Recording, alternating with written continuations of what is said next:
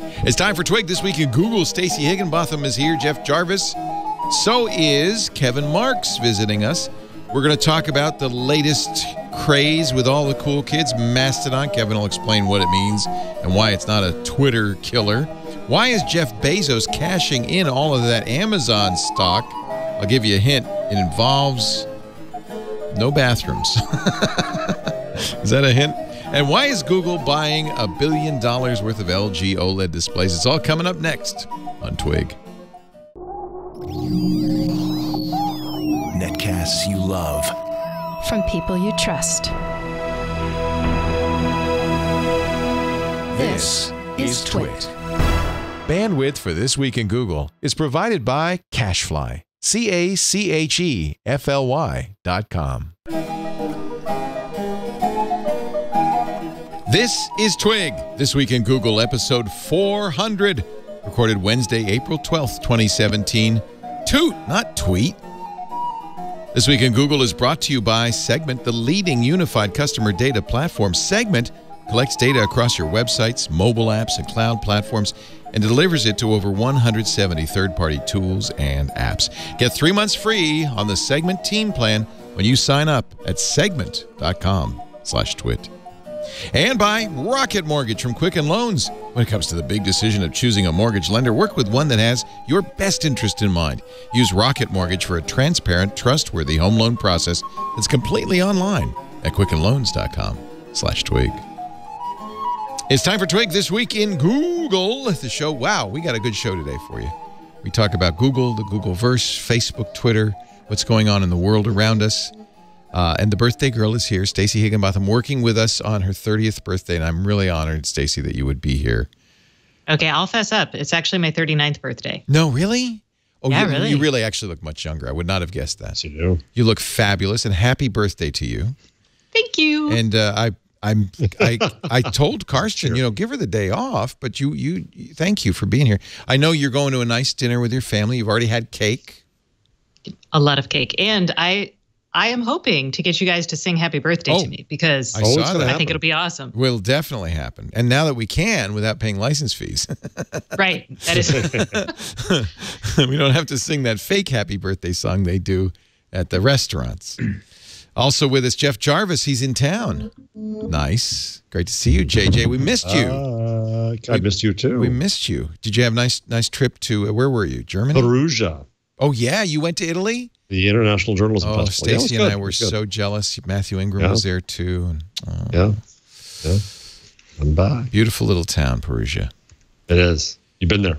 No, but that's where they send, my sister went there. That's where they send the exchange students to get educated into the ways of the Italian culture before they let them loose in the country.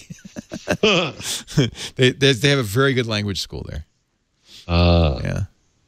And also great to have Kevin Marks, who has relocated to a comfy couch in the United Kingdom, somewhere in the north of England. Wow, North Yorkshire. Yes, that is nice. So you don't get to see the outside here, I'm afraid, because it's too late. You have to run the show like 5 hours earlier, so it can be light outside. Yeah, it's like 10 p.m. now, right? It's a 10 or 11. Yeah. Well, 10 p.m. Yeah. I apologize. Okay. We had no idea. I thought you were just, boy, this is a trip going on forever. I'm going to take the hat. Yeah. I left a hat on Jeff. That's really not. I'll wear it. This is my Westworld Man in Black hat. Oh, that is nice. Yeah. That's because it's raining here in Northern California. So how far are you from what will soon be the border wall to Scotland? It's about 150 miles to Scotland. Okay. But yeah, there's already a wall there that was put up by Hadrian. You know? Those damn Romans.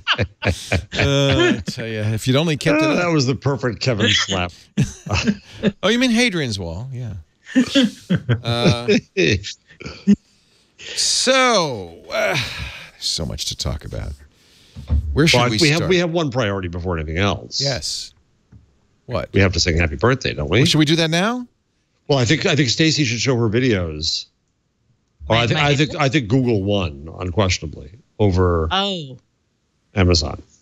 What videos are we talking about? You would have to go to Twitter to see them, and I'm not sure if you're prepared for this, Leo.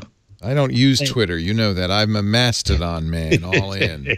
You're all in on Mastodon. I don't know. I wouldn't be able to post this to Mastodon, but I did a comparison of the Amazon Echo singing Happy Birthday to me and Google Home. And they're somewhat different. Let's try it. Let's see. Here you go. Let me turn on the audio, though. Happy birthday. If you'd like, I can sing to you. Just ask me to sing happy birthday, and we can celebrate this special day with song. Sing happy birthday. Happy birthday to you. Happy she has quite a nice voice. Oh, just wait till Google goes. Yeah. Happy birthday. Yeah, you see, a cheater would have been really impressive. Are those olives in the foreground? Happy birthday, Stacy. No, those are pretty acorns that my daughter collected. Oh, that's neat. A lovely crystal bowl. You know, well, here in Petaluma, the Indians, the locals used to. They lived on acorns. They would grind them up, and we have lots of acorn. It's my birthday. Pestles, mortars and pestles. You can dig them up, and that's what they lived on. So grind it up. It's delicious. It's my birthday. Well, happy birthday. I hope you have an amazing day. Home. Sing happy birthday. Happy birthday to you. Happy birthday Winner. to you. Happy birthday to the most amazing person in the universe. Happy birthday to you. Wow. And Yeah, she did a that one little was fancy. auto-tuning kind of stuff, and wow. Yeah. I also enjoyed the most amazing person in the univerce because I never hear that. Yeah, that's pretty Is that nice. what you told it to call you? No, I was hoping it would say, because I've taught it how to say my name, but it doesn't care, so it doesn't actually use that. It would be hard to I'm say. sure it cares deeply. But Tom's, I don't know if it's Simonite over at MIT Tech Review. He's an editor over there. He told Google Assistant it was his birthday, and he got a Anchorman poster that said, "Happy birthday, Tom, you beautiful bastard," or something like that. So it mailed it to him? Wow. IMs it to him. It Google Assistants allos it to him. Oh, okay. Whatever. Nice. I did it, and let's see if it'll show you what it gave me. I was like, that's also in Twitter, but it gave me "Happy Birthday, Stacy," and it has this super purple pink flower cake thing. Oh, because it knows you're a woman. Well, that's the thing. I think it just found a Stacy happy birthday, but Google normally thinks I'm a man because of the types of sites I go to. And Stacy could be either, right? You can't tell. Or you could be both, and there's nothing wrong with that. There would be nothing wrong with that. For one, celebrate gender dysphoria. Where is it? I shouldn't have said that, should I? No, you shouldn't have. I shouldn't have said that. I don't see this reputed tweets because I've been searching Twitter, so I don't see this picture. Okay, but I do see an article you wrote for the Technology Review that I think is quite interesting. So one of the big stories this week is that Plume is raising money, a lot of money. This is one of the mesh Wi-Fi players, $27 million at least. I think it might have been 37, wasn't it? It went up, it was going up, and interestingly, that the lead investor turns out to be, guess, Comcast. Comcast. Now, I happen to like the Plume. In fact, that's what we use at home now.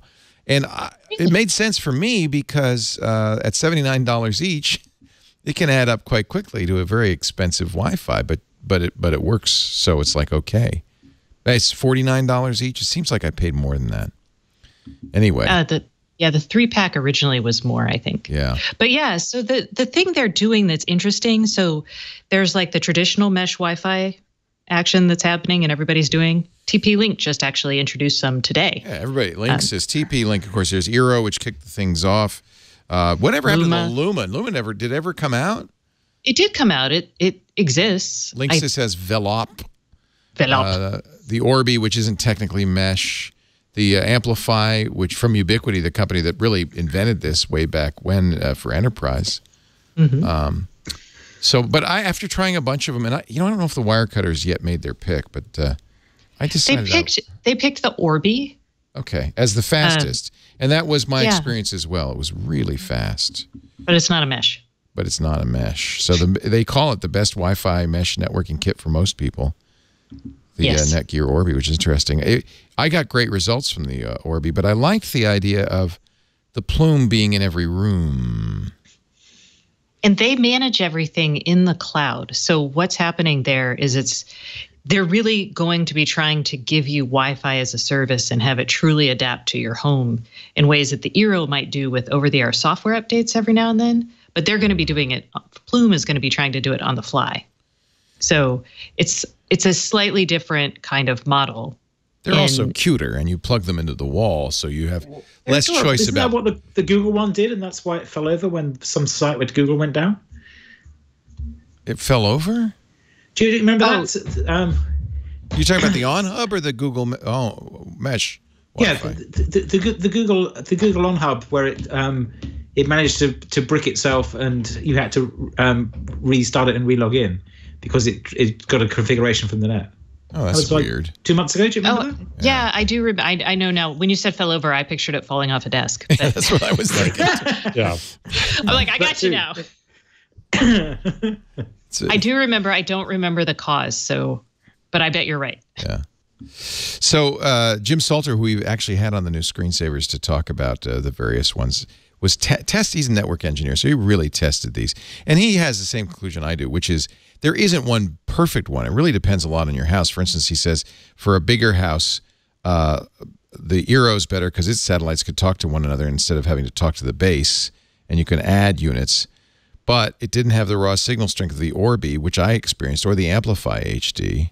On the other hand, he thought the Amplify HD was the slowest of the bunch. So it's really kind of confusing space. But you have an interesting theory about why Comcast is putting so much money into Plume. Well, when I talked to Plume's CEO, I met him here in Austin before they launched, so a while back. Very smart man.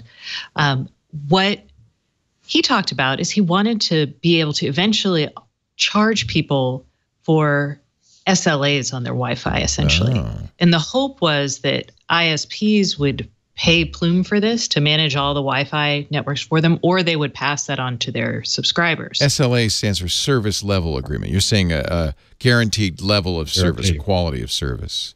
Right. Because they can do all that in the cloud, they can actually, and it's software defined, so they can partition out enough bandwidth for your television, for example. And that's really a compelling offering for service providers because when you pay for broadband and cable from Comcast, you certainly want it to work on your television. But it also, as they're bringing in all these devices in the home, they want to be able to, if they sell you a doorbell, they want to guarantee Wi-Fi getting all the way out to your doorbell. Right. And this is a good way to do it. It's one of the reasons I ended up using Mesh because I wanted my Ring to be accessible out at the doorbell. But I like the idea of small pools of Wi-Fi per room pools, because if I look at my, when I use Insider or some other tool to look at my Wi-Fi, the 2.4 gigahertz band, I'm seeing somebody's printer. We don't live next door to anybody. They're at least several hundred feet away. I see printers, routers. I see all sorts of stuff because all the Wi-Fi gear now has been turned up.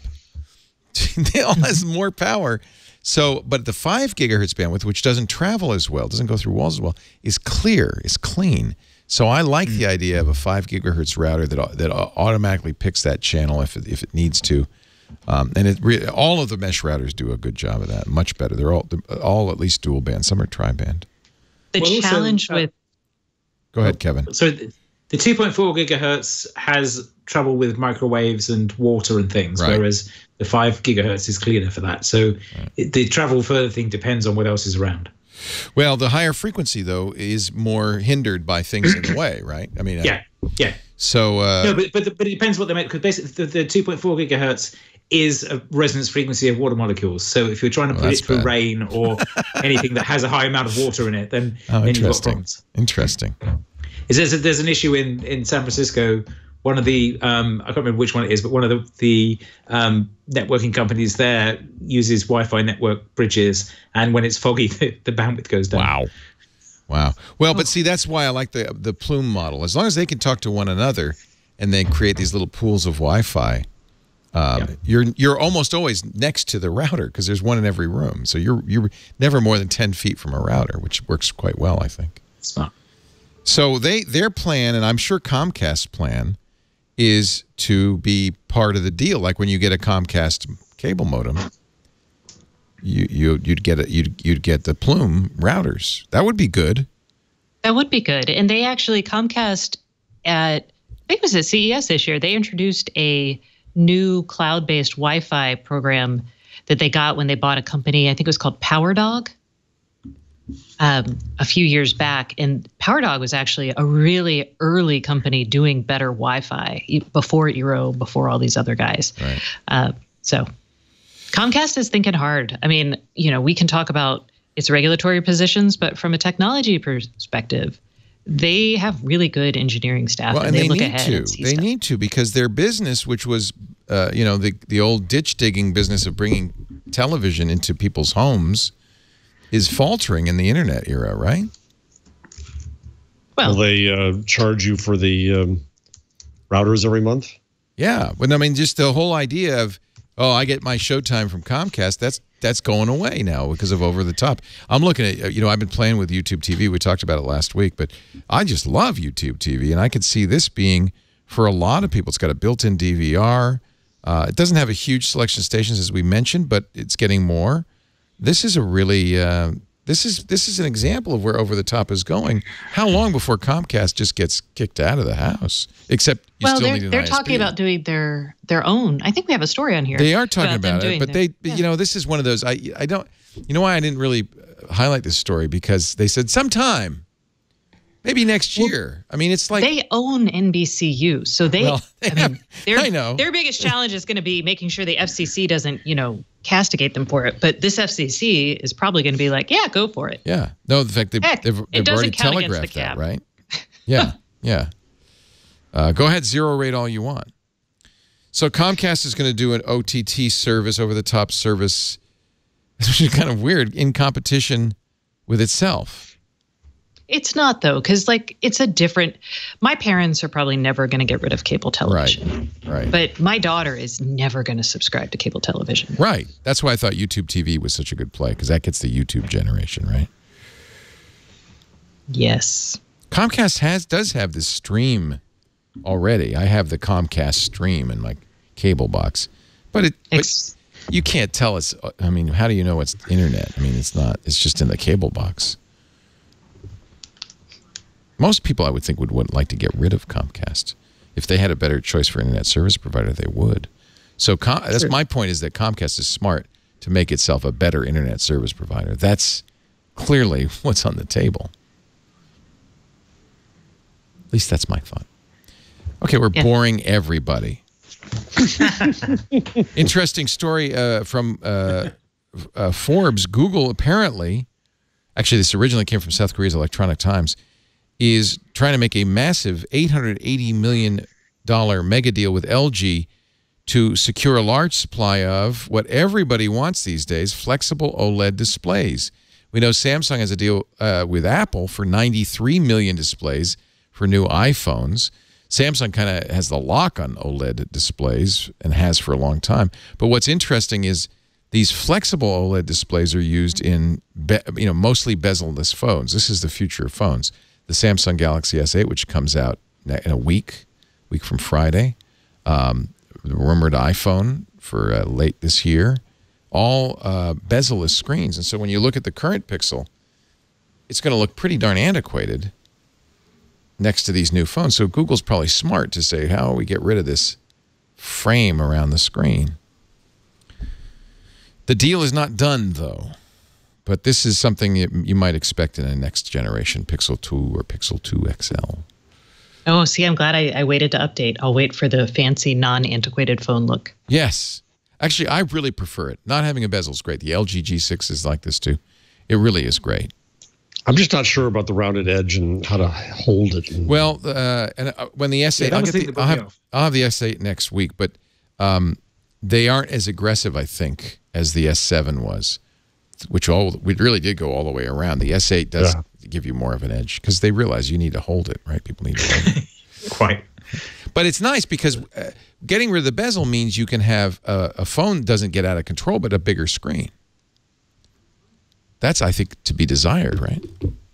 And so what are the cases just then cover the bezel, right? Or cover the a little bit of the edge? Well, this is the S8. So if you look at the S8, the edge, they call it the infinity display. It practically goes off the edge. You can hardly see a frame on the left and right. And then they were able to, Samsung finally got rid of its physical home key. So now they have just very small, I mean, they have to have some bezel, but they're very small, for cameras and speakers and microphones. Put a camera and something in there, don't they? Yeah. But they've got them pretty darn small. I can't wait to get mine. And by doing that, they are able to get a 6.2-inch screen in a phone the size of Apple's iPhone 7 Plus, which is a 5.5-inch screen. So a lot more screen without increasing the phone size. So have you guys seen, have you talked about the Sentio? No, what's Superbook? that? Superbook. Go to Sentio, Sentio.com. Transform your smartphone into a laptop. Oh, well, this, so this is very similar to what Samsung's doing with what they call DeX for the S8. Right. I've ordered one of those. I'll get that as well. I can show you that in a couple of weeks. And then, of course, Microsoft does it with something they call Continuum. But remember, it was done first on Android with the Atrix. Remember the Motorola Atrix? Yeah. It was a phone that turned into a laptop. So the idea, this is a shell. I don't think this is going to do as well as, so the DeX and the Continuum are just docks. The DeX is funny because you put your phone in it, it charges, it has a fan in it, because your S8 is going to get really hot when you use it on the desktop. And then I think what I'm really intrigued in, Samsung has modified Android so that once it says, oh, you're on a 27-inch screen, it makes it look like a desktop operating system with a menu bar and that's more for a desktop. Windows. This is a laptop to travel with and get a larger screen. The reason I brought this up now is because the effort to get ever more pixels and more space on your screen, but not make it too big to hold, at some point, yeah, but you want to carry this just around? That device you use here and there, and then you carry something else. Why not carry a laptop? That's what I'm wondering. Yeah. I guess, and by the way, this is a Kickstarter, so don't get. Well, that was my thinking when I upgraded all my gear just before I moved here. So I got the 15-inch MacBook. I got last year's 15-inch MacBook because I actually like having ports and a power cable my dogs won't destroy the device with. But that means I do have lots of pixels, and it is usable in that way. Whereas all the other ones that are that bit smaller didn't quite cut it. I guess the idea is if you're carrying around a modern smartphone, you're carrying around desktop quality processors, and all your data's on here, all your connectivity's on here. So why bother with carrying a second device? But that's why I like the dock, because you can bring the dock with you and you get to somewhere else and all you need is a keyboard, mouse, and a monitor. I don't know if hotels are going to start. You're sitting on a plane, though. Right. With this, you can store the movie on your phone. That's interesting. How much is it? And watch on this. $119. Oh, that's not bad. Yeah. And it looks actually kind of like a Chromebook or. Yeah. And it doesn't tether because your connectivity is your phone. Right. That's the beauty of it. $3 million they raised for the Superbook. Tune your smartphone into a laptop. Huh. Well, it does kind of make sense. Oh, now they've got backlit keys, extra USB port. Oh, this is funny. They've got a lot of stretch goals. 1080p. Yeah, for $55 more, you get the 1080p and the backlit keys. I would get that for sure, right? Are you getting it? I don't know. Something I'll end up complaining about. Right. One thing that, besides modifying Android so it fits better on a screen, it looks better on a desktop, they also got Microsoft to provide applications, and Samsung's going to do some applications that do windowing, that do overlapping, that do tiling, to make it, because that's what,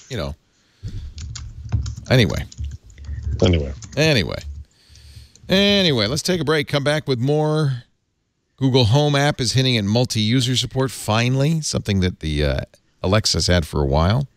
I'm sorry, the Echo's had for a while. The Google Book search. Burger King ads. Burger King ads.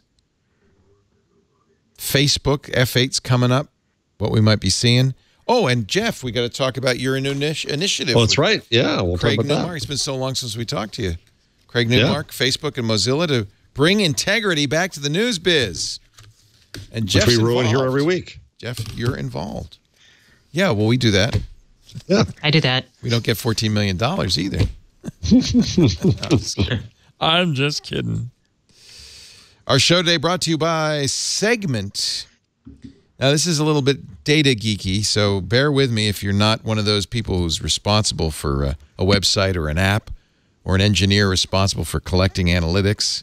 Segment's a data hub, a platform, really, that makes it easy to collect and unify and act on customer data no matter where it comes from, your website, your mobile app, your cloud platforms, and then process it. It's kind of like plumbing.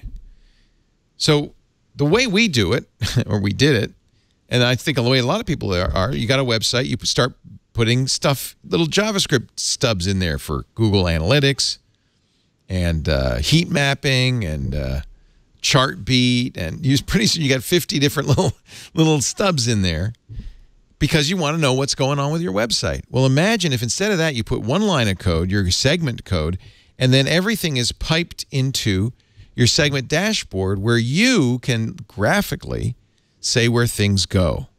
This is the easiest way to do it. And man, you're going to save a lot of engineering time. Plus, your website will be more reliable. It'll be easier to use. It's a single API.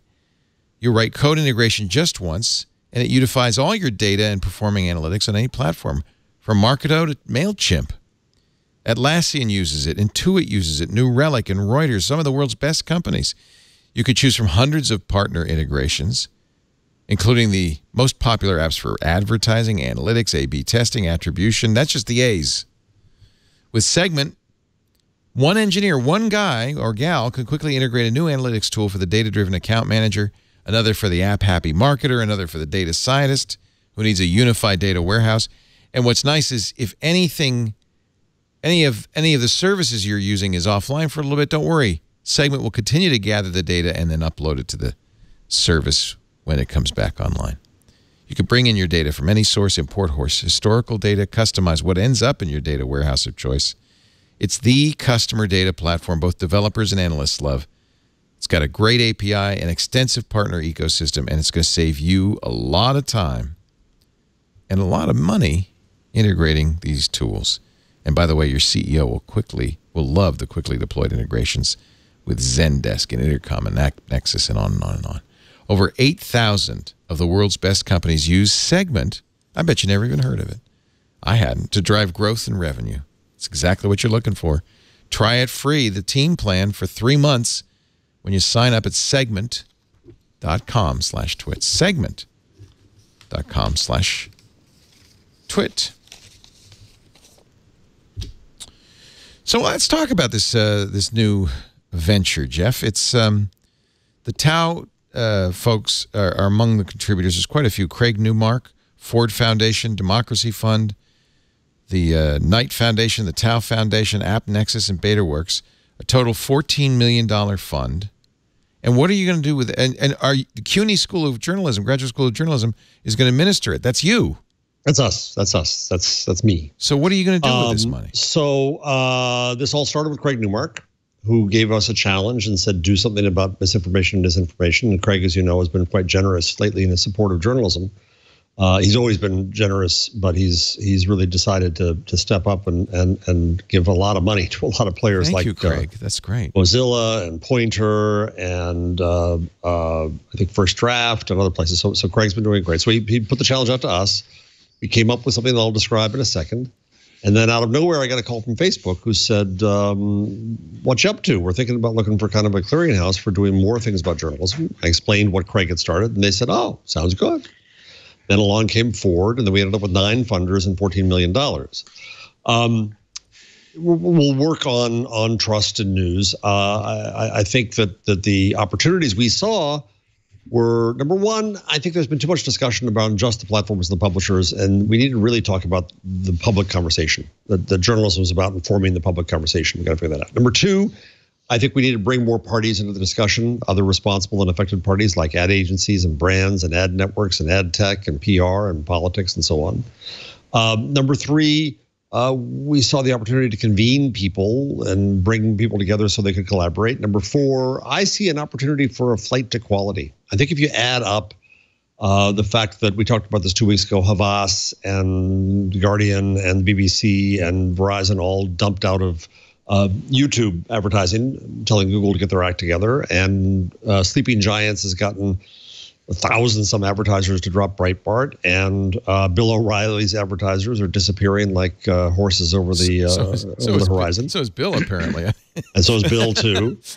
So you start to add it all together, and I think that finally advertisers are saying, well, it does matter where my ad appears. It does matter where my money goes, and I think there's an opportunity there. So we're gonna fund much of this. Most of this money will leave CUNY and go out, and we're gonna fund research projects and convenings in New York and around the world. There's one project that's already underway that I've written about a little bit, which is about trying to gather signals about sites of quality and disrepute to help platforms, advertisers, ad networks, and ad agencies decide where to put their money and maybe cut off some of the air supply to the bad guys.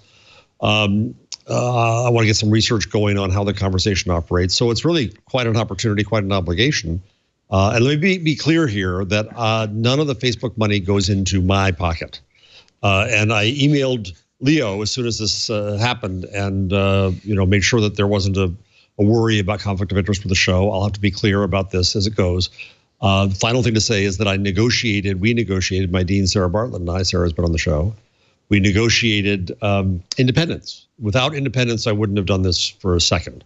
And so there's a governance structure that guarantees us independence and guarantees me independence. Otherwise, I simply wouldn't have done this. But nonetheless, I debated about this. But when Facebook, when you yell at Facebook for 2 years and Google for 2 years, and you say, do something to help journalism, and then they come knocking at your door and say, will you help us help journalism? To my mind, how could I say no?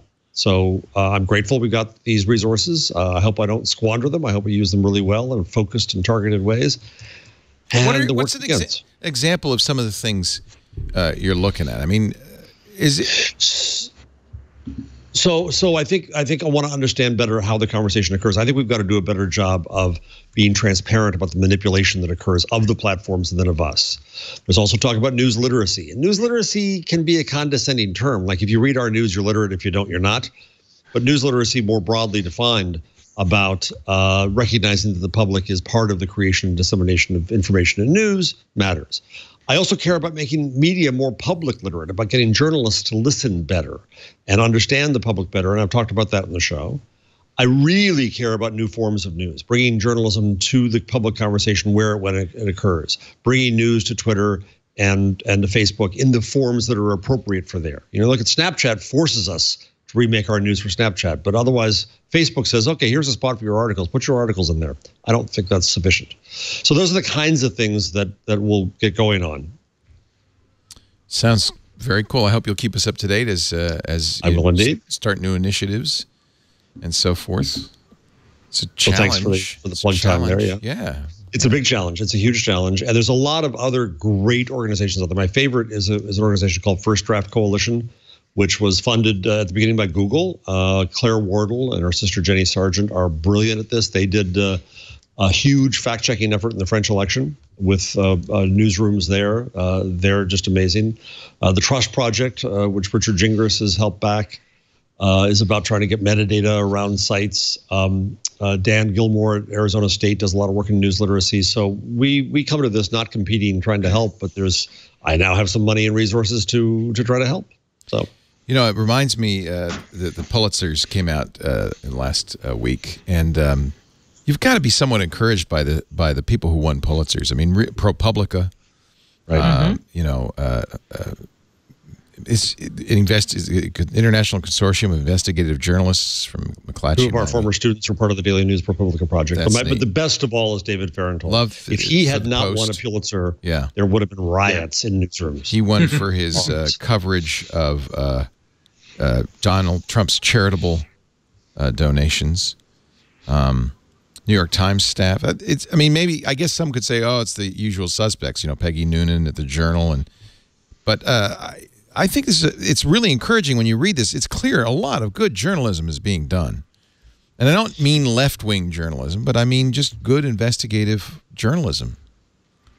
And let's be honest, a lot of it is liberal journalism. And I've argued in the past on the show that we need more conservative journalism. We need more journalism from the conservative worldview so that it can gain the trust of that part of America. Being clear, there's plenty of other communities that also are underrepresented. African Americans, Latino Americans, LGBT, immigrants, women, lots of categories of America are underrepresented and thus aren't trusted. They don't trust the media. Right. Google, remember Google? Remember Google book search? In fact, I think when we started this show, that was kind of a hot topic some years ago. Actually, the project started, I didn't realize this. I'm reading Scott Rosenberg's great article on Back Channel about this. I didn't realize it started 15 years ago. That's amazing. And this was Google saying, screw it. We're not going to worry about copyright. We're not going to worry about what publishers say. We're just going to start scanning the world's libraries, all the books, because we think that's going to add real value. And then, of course, publishers sued. A lot of famous authors said this is horrible. We talked about, I know, Jeff, you were in on a lot of these conversations about the authors. Siva Vaidyanathan was also on the show talking about it at the time. And Google won its court cases. Took them a long time. Yep. They only won a few years ago. But the judge in the case, ultimately, it was a decade-long legal battle that ended last year. The Supreme Court turned down an appeal by the Authors Guild, and the judge, whose opinion it was, not the Supreme Court, but the lower court judge whose opinion it was, said the public good is served. There's more benefit to society than there's a downside for authors. And that's clearly the case. But it seems like maybe this 10-year battle sapped Google of its initiative on this. It feels like... Well, here's what Rosenberg writes. When I started work on this story, I feared at first that books no longer existed as a discrete part of the Google organization, that Google had actually shut the project down. When I started asking questions, it closed up like a startled turtle. For weeks, there didn't seem to be anybody around or available who could or would speak to the current state of the book's effort. And then he's saying he looks at the Google Books history page. That trails off in 2007. Blog stopped updating in 2012. So he said, what's going on? There are still, apparently, some Googlers working on book search. They're still adding new books, although at a much slower pace, he says, than the peak, 2010, 2011. He interviewed a Google engineer who had worked on books for a decade and now leads the team, Stefan Jaskovich. We're not focused on shiny features and things that are very visible to users, said Jaskovich. It's more like behind-the-scenes work in perfecting the technology, acquiring content, processing it properly so we can view the entire book online and adjusting the search algorithm. It seems like it's backburnered a little bit, which is too bad because I think this is amazing. Yeah, it is. It could be a Go ahead, Stacey. super powerful source of training-type data for teaching computers how to interpret all kinds of things. I bet you that was one of the goals. That's interesting. I hadn't thought about that. Yeah. It's like just entering the world's knowledge into a computer and hoping it gets smart. Yeah, well, that's how IBM trained Watson. They send it medical-specific data or lawyer-specific data. So imagine literature data and what a computer could tell us based on that. It's kind of fun. Or scary. I don't know. Depends on the literature. Scott Rosenberg quotes Stefan Jaskovich saying, the scanning stations continue to involve new revisions. These are the book scanning stations. New revisions roll out every 6 months. LED lighting, not available at the project's start, has helped, so is studying more efficient techniques for human operators to flip pages. It's almost like finger picking on a guitar, he says. So we find people who have great ways of turning pages. Where's the thumb and that kind of stuff? What a horrible job. Feeding the books into the machine. Well, originally they cut the spines off and fed them through that way. But yikes! No, but if you're just buying a perfect bound thing, that works. So there was one of the Google Builders 45, I think, has all the spines stuck on the wall. It's like funny. A fake bookshelf. How funny! From when they were doing it that way. When they were cutting them up.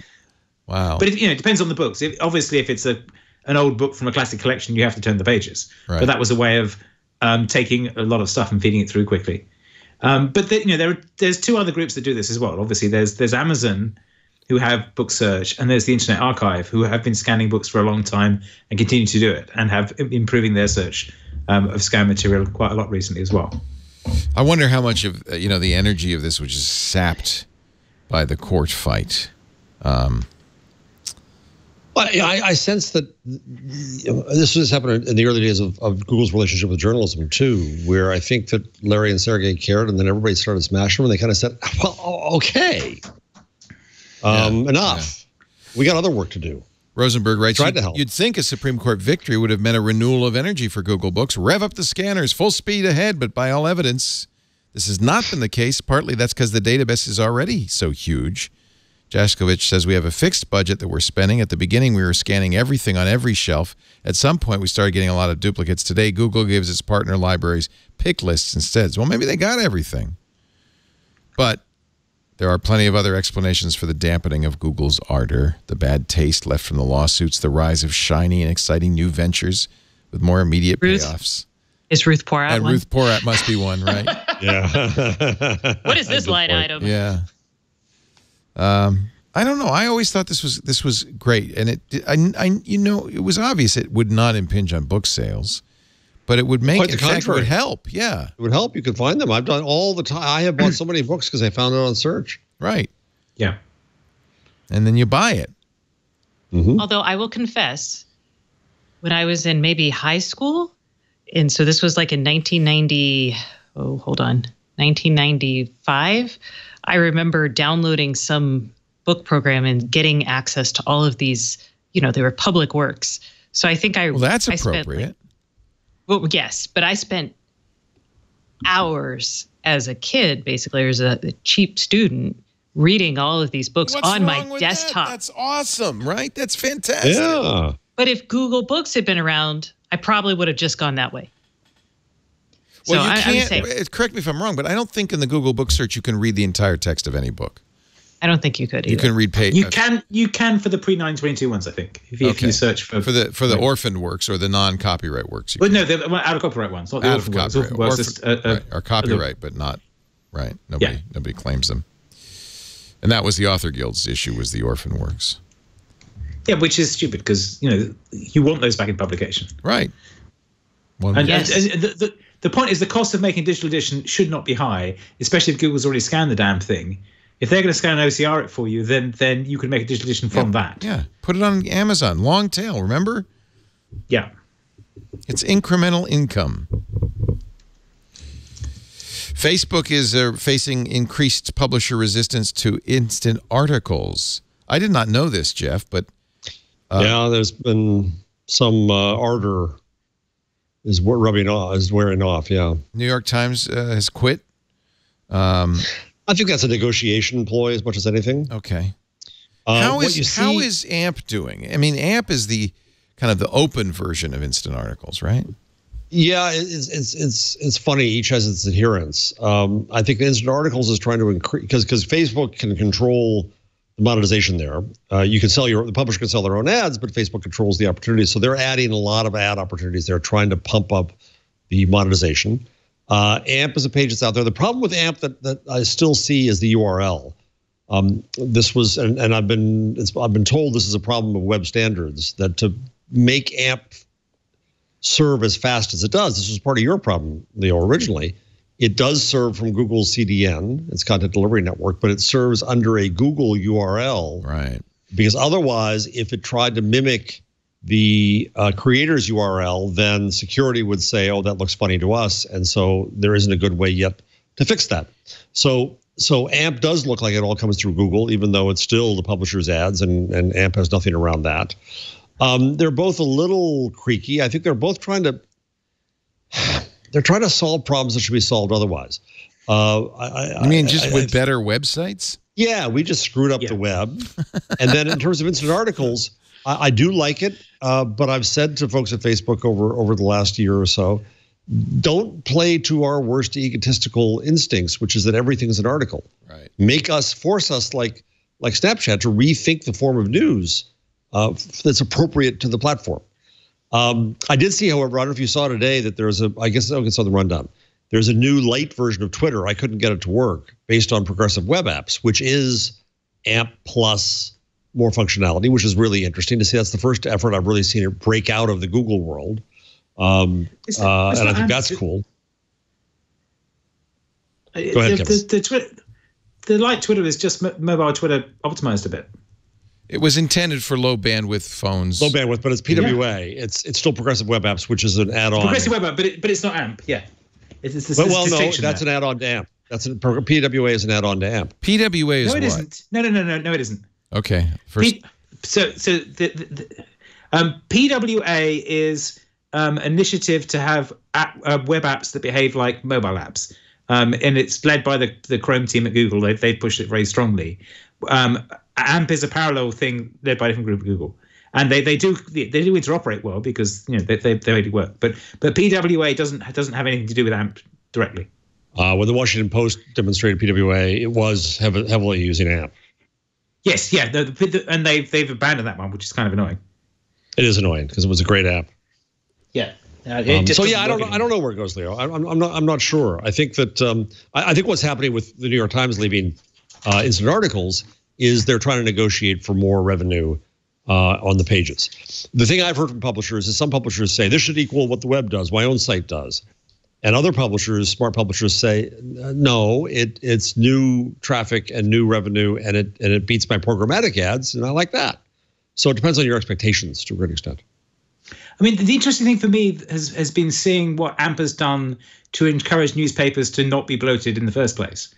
They've basically taken, they've built the AMP version, and then they go, wait, why is our main site so bad compared to this?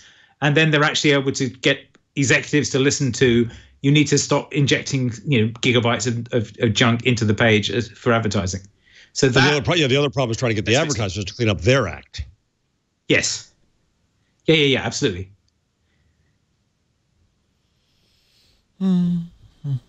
Okay, that was a fascinating topic. Next, Leo. But the birthday girl's bored. We got to move on. Come on. I'm just fit a minute on Twitter Lite. So Twitter Lite is interesting. So one of the things when I moved here initially, I didn't have a local SIM, so I was using the T-Mobile, throttle down to 2G bandwidth data thing. Yeah. And when I was doing that, I noticed how much better that all these progressive web app and AMP related things were than either local apps or the websites. They didn't lock the phone up anywhere near as much. And really? So even the local apps were slower than the progressive. Progressive apps are apps that load in bit by bit from the net.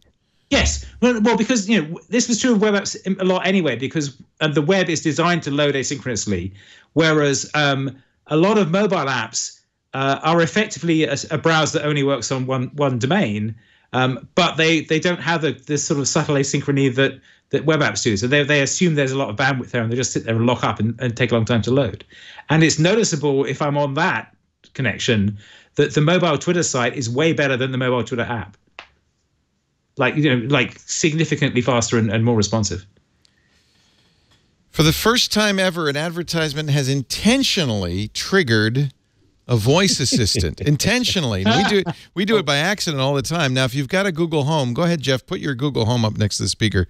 What's funny is this Burger King ad doesn't do what it was trying to do. So maybe they didn't expect it to work. They just thought it'd make everybody laugh. You're watching a 15-second Burger King ad, which is unfortunately not enough time to explain all the fresh ingredients in the Whopper sandwich. But I got an idea. What is the Whopper burger? Wow. According to Wikipedia, the Whopper is a hamburger consisting of a flame-grilled quarter-pound beef patty, sesame seed bun, mayonnaise, lettuce, tomato, pickles, ketchup, and sliced onion. Oh, it did work. It did work. Now, I thought Google had... Okay, so here's what this story evolving, and I feel so played by conglomerates here. But they said yes. Wikipedia was edited to change the top section of it, the stub of it, for a while. And they were like, did Burger King do it? Did someone else do it? Okay, so was that Prankster or Burger King? The other thing then was that I had seen that Google had stopped that from working, but clearly, Jeff, yours didn't. Yeah. So it looks like Burger King is behind the Wikipedia edit because the line was added by somebody with a username Fermachado123. Burger King's marketing chief is Fernando Machado, and he uses Fermachado123 on Instagram and a very similar name on Twitter. So I still feel like I'm being played. You are being played, but not by Google, by Burger King. This is like, okay, so this is why voice authentication needs to come sooner rather than later. And by the way, The Verge modified the Wikipedia entry, and the Google Home said the new entry.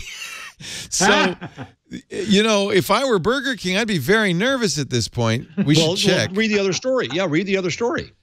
No, it got far worse. The one right there on the rundown. Oh, okay. So this is toenail clippings. The Whopper is made of toenail clippings. Oh my cyanide. God. Yes, because the Wikipedia was adapted and the voice comes from Wikipedia. Now they've fixed it, and I would guess Wikipedia has locked it down. Although oddly, they've locked it with the promotional copy. Well, of course they did. Well, but Wikipedia doesn't take ads. Yeah.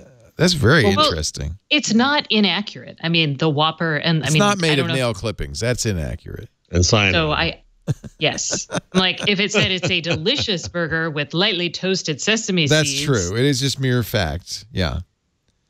But by the way, Burger King got what it really wanted, which is all this social media play. You're welcome, Burger King. Here we are.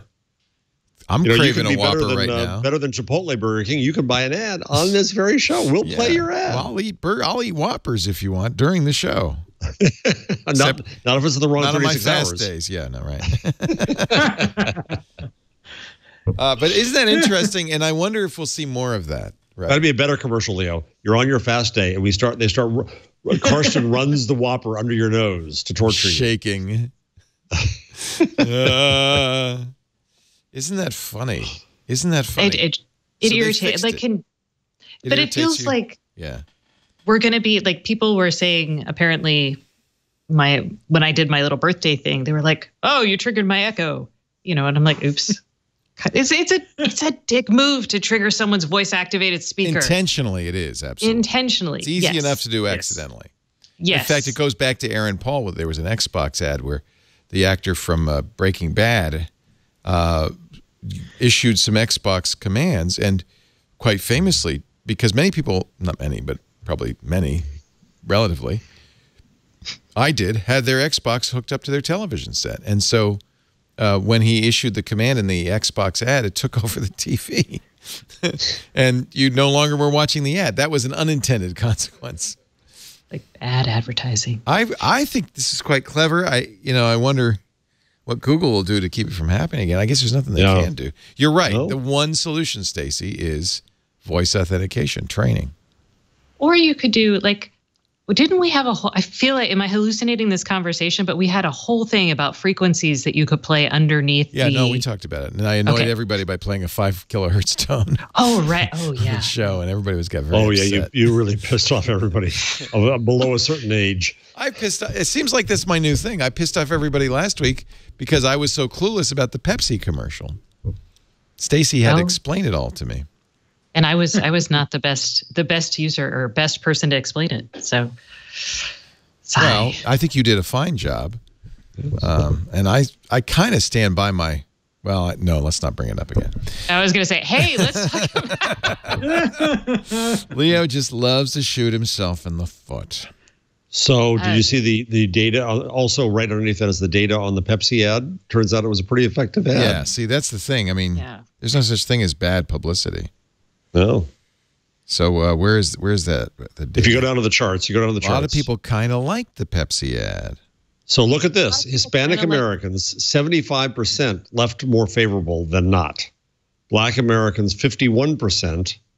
White Americans, 41%. Were more favorable toward Pepsi after watching the video than before. So all that, it kind of underscores my point, which is all the outrage that you saw on Twitter wasn't universal outrage. It was just nothing on Twitter is universal. Yeah, well, that's my point. That's the other problem, and news organizations should stop treating it as anything but just this, tiny little microcosm. Not so tiny. 310. Not so tiny. It's pretty big. 310 million monthly active users is pretty big. That's how many people are in the U.S. Yeah, I know. I know. So why did Ev Williams sell 30% of his stock? I ask you that. Good question. But actually, a bigger question is Did why. you do that recently? Yeah, last week. Oh, okay. But he says, I just wanted to cash out. But here's the bigger question. When Adam Bain and Adam Messenger left, they left 35 million in unexercised options behind. Well, were the options above water? Yeah. This I was questioning this story because I was like, were they worth anything, or would they just have to wait for them maybe to be worth something? Yeah, I mean, I've got a bunch of exercise options in Technorati that I've got to sort of it's worth nothing, you know. Well, that's I it well. Technorati's still alive. Kinda. It got sold to someone else this year, and they helpfully mailed us all and said, "Hi, you get nothing." It's now a Cinecore brand. It still vaguely exists and is still vaguely doing something, but I'm not quite sure what. Excellent description. But yeah. No, I mean, I don't know. I think it's basically coasting on the Google juice it got from when it was actually useful. But that's probably a little mean to say. But hey, you know, I don't owe them anything anymore. Well, the stock that they left behind obviously hadn't been vested, or they would have exercised it before they left. So they would have had to stay there longer to exercise it. I don't know what there's. No. If it's vested, you've still got to pay to exercise it. So yes. If they had options that the strike price was above the current price, then it would cost the money to get the stock. Right, So I understand that. But 75% of them had not vested. Yes, but the thing is, if they have vested, you've still even got to then they're not worth anything. I understand. At that point, you've still got to come up with a big chunk of cash at the exact point when you're leaving a company. You may have a tax hit that wipes out all your gains and ends up costing you money. Yeah. So this is why stock options, they're not worth anything until they're actually worth something, and then you better cash in as fast as possible and take your tax hit. I mean, but that is the right way to do it. The stupid thing to do is where you exercise your stock options on the assumption the stock is still going up, and then get the tax, realize the tax liability, and then don't sell them, and then you're already screwed. And a lot of people have done that. Can't you? Won't a brokerage loan you the money to exercise if you sell right away? Yeah, no. If you don't have to have that cash. Here, let me write you a check so you can give me a bigger check. Yeah, if you exercise and sell right away, yes, then you can do that in one transaction, right? And then sell it, and you put some aside for the tax, and it works. So there's a profit. As long as you're not underwater, which as far I mean, I don't know. It doesn't say what the strike price was on these options, but my sense is it wasn't underwater because they were worth something, 35 million to be exact. They just hadn't vested. Okay. Well, if they haven't invested, they don't exist. They don't exist unless they stay there, and that's the point. By leaving. Yeah, but that's looking at a sunk. That's a potential sunk cost. Right. That's not even a sunk cost. I mean, and maybe Adam kind of had an idea that maybe that stock price wasn't going up. The right way. It could have been. Could have been. The biggest indicator here is they're like, you know what? We don't believe in this company, so we're leaving, and we don't care that we're walking away from a potential $35 million. Yeah. A possible chunk of change. Now, I should point out, they made $14 million between them. So they're doing okay. They're not. Your good news is they can have as many Whoppers as they want.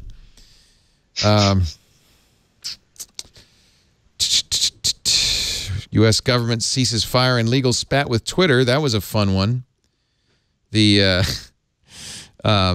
So remember the rogue alt USCIS account. Yes, this was good. This is actually quite funny. It was it was one of the many government alt accounts. It was USCIS is the United States Citizenship and Immigration Services, and the White House did not like the things they were saying. Now, I have to admit, there's things said all the time on Twitter that I don't like, but what I don't do is then issue a summons. The U.S. Customs and Border Protection issued a summons, and the funniest part is it was such a poorly written summons. First of all, it was backdated a month. It was had the wrong date on it, and said they had to respond within a few days, but it was last month. And then they cited U.S. Code Section 1509, which gives them the right to issue a subpoena to investigate the taxation of imported goods. They don't, in fact, have subpoena power having to do with Twitter and free speech or anything like that. So it was a completely bogus summons, which Twitter quite rightly not only fought but went to court and countersued with the help of the ACLU. And you know what? When I ran local sites, yeah, the summonses we got more than anything else were from police departments, police chiefs trying to find out the IP addresses of the cops who were complaining about them in our forums. Sorry. You can't say that about me. Yeah.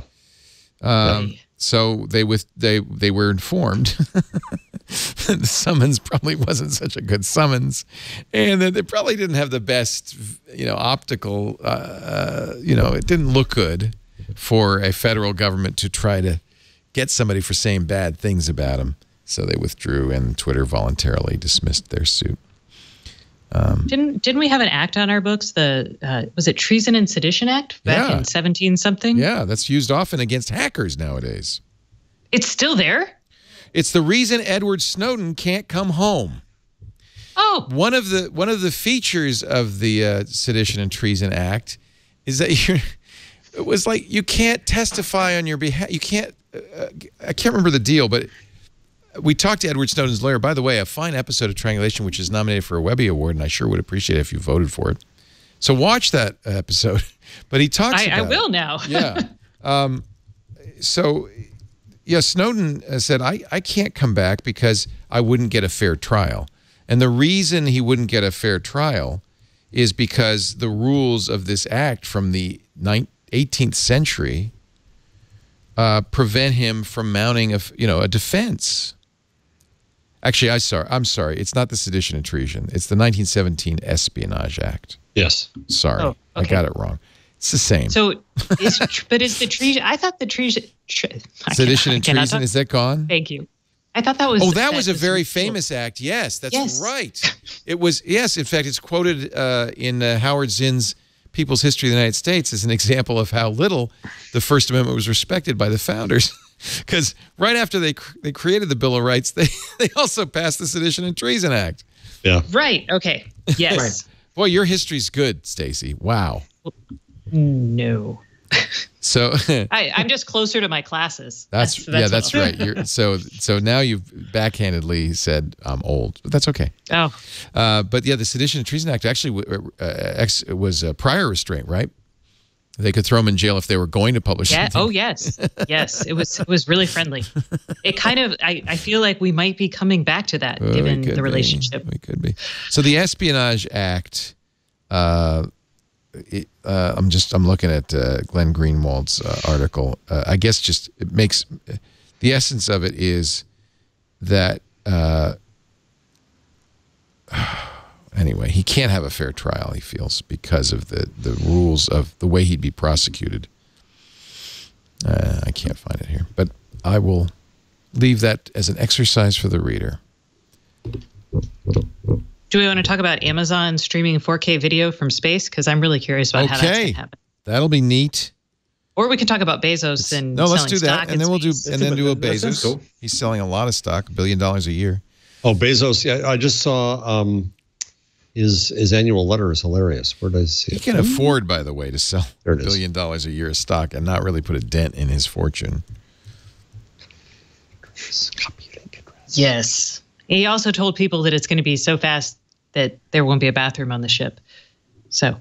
Oh, okay.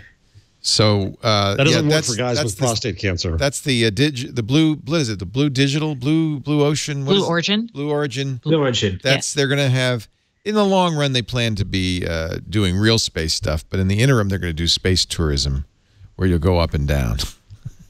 I would pay a lot of money to go and see the Earth from space. How much is a lot of money?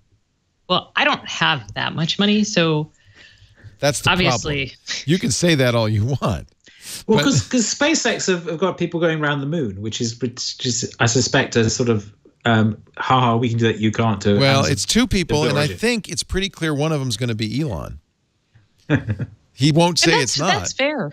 It's fair. I mean, you can't buy it. The other one's Sergey. Yeah, well, it's going to be somebody like that. Yeah, I can totally see Sergey doing it. So Bezos was speaking at a conference. He said the trip on his company's New Shepard's tourist spacecraft will be so quick that you better go to the bathroom in advance. The whole thing from boarding until you're back on the ground is probably 40 or 41 minutes. We don't have to put a bathroom in other words. Wow, so it's actually less time than you get on the Vomit Comet. Really, you get more than 40 minutes? Yeah. Yeah. Well, you get it takes about 90 minutes, but you get a total of I can't remember exactly how much free fall you get. Right. I wonder. He hasn't said how much this will cost, right? No. It's really an amusement park ride. Yeah, exactly. Yeah. Here's the. Let me show Disney you. gone mad. This is the picture of what you'll be sitting in. It's very wow. pretty. It looks like a big Echo. Exactly. You're riding a giant Echo. Hello, take me to the moon. Oh, I'm sorry, you guys. That's okay. I don't think anybody's going to the moon. What we don't know, he's taking out $1 billion every year for the next few years to finance this and selling in stock. What we don't know is how much this trip will cost. Has he 6 tourists? No bathroom, as you can see. Bezos is worth $75 billion. So, billion here, billion there. What's the big deal? Here he is in front of the vehicle. He said the flight is so short, no one will want to use their valuable time in the bathroom. So it's probably true. But that wasn't the story. That's a good story. Nothing wrong with that story, but that's not the 4K story. True. NASA and Amazon Web Services on April 26th, so mark your calendar. You're going to want to see this, John. Come over to my house. I have a 4K TV. We'll watch it together. Are going to broadcast. This is the first time a 4K stream has been sent from space. It'll be 10:30 a.m. Pacific on the 26th. It's going to be for NAB. They're going to show it at NAB. Oh, wow. And then you'll be able to watch it as a 4K recording after the fact on NASA's website. How are they doing it? Really streaming 4K? Because the internet in space is terrible. It's high latency, low bandwidth. It's not good. Well, wait a minute though. Remember, it's a one-way. It's a microwave dish. It's a one-way stream. It's not. The latency doesn't matter. You're sending it down. Okay. And SkyTV have been doing this for a while. It's sending videos from geostationary orbit is kind of a thing. You could send, as you say, microwave. You've got good line of sight. You send it down, and microwave can carry a lot of bandwidth, right? Tons of bandwidth. Yes. I mean, the challenge is low Earth orbit because they're moving fast, right? Geostationary is easy because they're stationary. They have to aim the microwave beam very carefully. Whereas this will involve like a bunch of ground stations handing over, which is what makes it difficult. Unless they're going to send it out to geostationary and back down again. It's not clear. See, this was my question. I was like, this is awesome. I'm sure it's going to be gorgeous, but how the heck are they streaming 4K from space? I can't even get 4K, and I'm on the ground. Cool. It's a good bit. It's a good publicity piece for Amazon Web Services, right? So if you're going to NAB, the National Association of Broadcasters Convention in Las Vegas this year, you're going to want to go to the Reaching for the Stars Super Session, Connecting to the Future with NASA and Hollywood, and that's where they're going to show it. That's worth going to NAB for, actually. Let's go. NAB is not a bad show. I mean, yeah, we used to cover it every year. I used to go to NAB. You went. You covered it? Oh, yeah, we covered it. We had a booth there for many years. Well, because a lot of technology is announced there, particularly the kinds of technology I'm interested in, cameras and microphones. Streaming, television, that kind of stuff. And as you know. When I was at Apple on QuickTime, we used to go every year, and they used to send the engineers because it was the best opportunity for us to listen to the video professionals and what they actually wanted in QuickTime. So the entire engineering team would man the booth. That was how we did it. So Jeff gave me this link to Jeff Bezos' yearly letter to shareholders. Should I read this, Jeff? So, Jeff, what does day 2 look like? Because evidently the office building he's in is called day 1. When he moved the name. So he's explaining day 2 is stasis, followed by irrelevance, followed by excruciating, painful decline, followed by death. And that is why it is always day 1. Wow. I love that. Wow. Werner Vogel's shared that. It's a Bezosian. That's a very Bezosian. Yeah. That's pretty funny. He must be exhausting. He must, bingo. He must be exhausting. It'd be like being, like hanging out with Robin Williams or something. It's like, yeah, you need a nap. He drags you to the edge of every capability you have, and then he comes out with that amazing hyena laugh. Yeah. And then Kevin sent me a YouTube video. I really want to go to space. So I made my own astronaut training program because nobody else would have me. I'm like a pet up for adoption, and I just decided to adopt myself.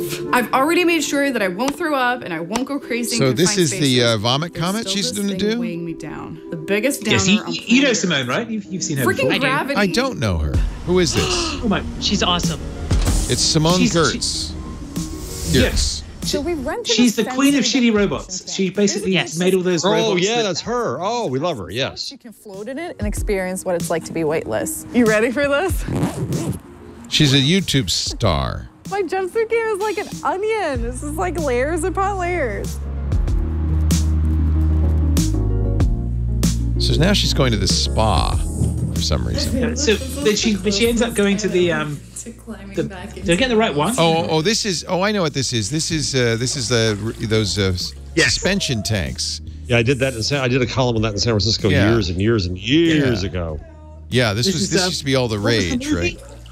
Yeah, Altered States. Yeah, Altered States. That was it. You get in there and you're floating, and then they close the lid and you can't see anything, and it's a sensory deprivation tank, they call it.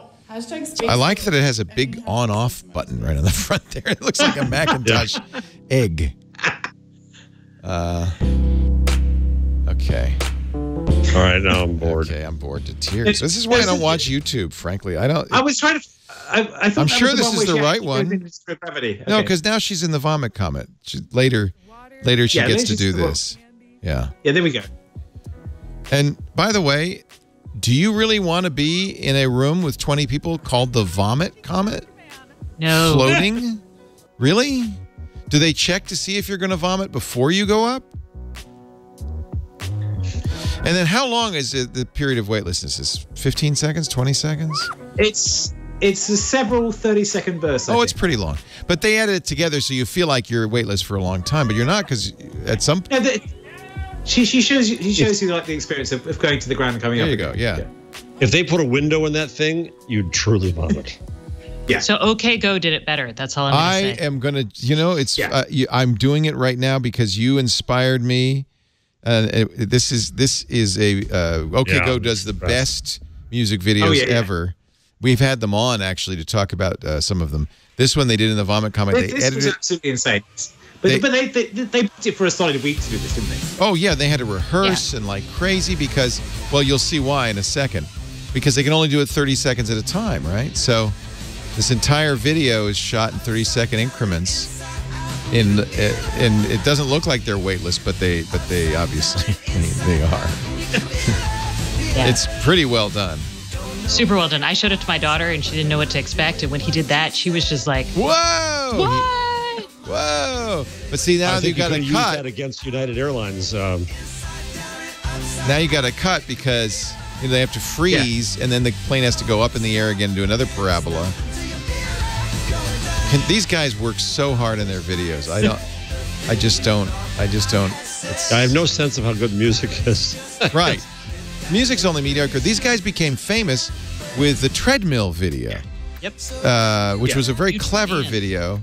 This was they were just starting out. That was about, gosh, I think we showed that on Tech TV, so 15 years ago, I guess. It can't have been that long ago.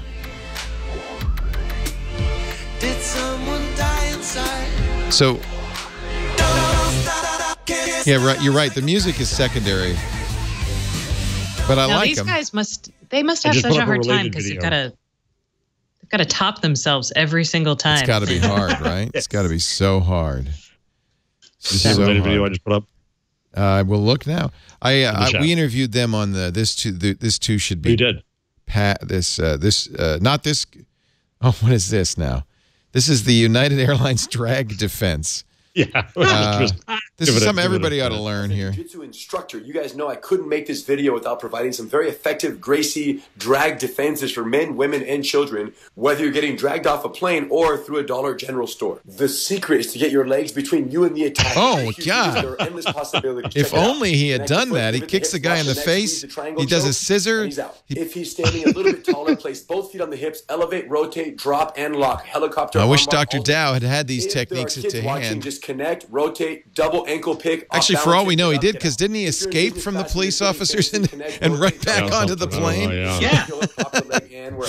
Last but not least, if you have a change of heart during your drag defense and you actually want to give your seat to the United employee, simply put them to sleep, tuck them in, and get off the plane before they wake up. Wow. United Airlines drag defense by Renner and Ryron Gracie. If we talk about this goes back. I read this. I put a link in the show notes.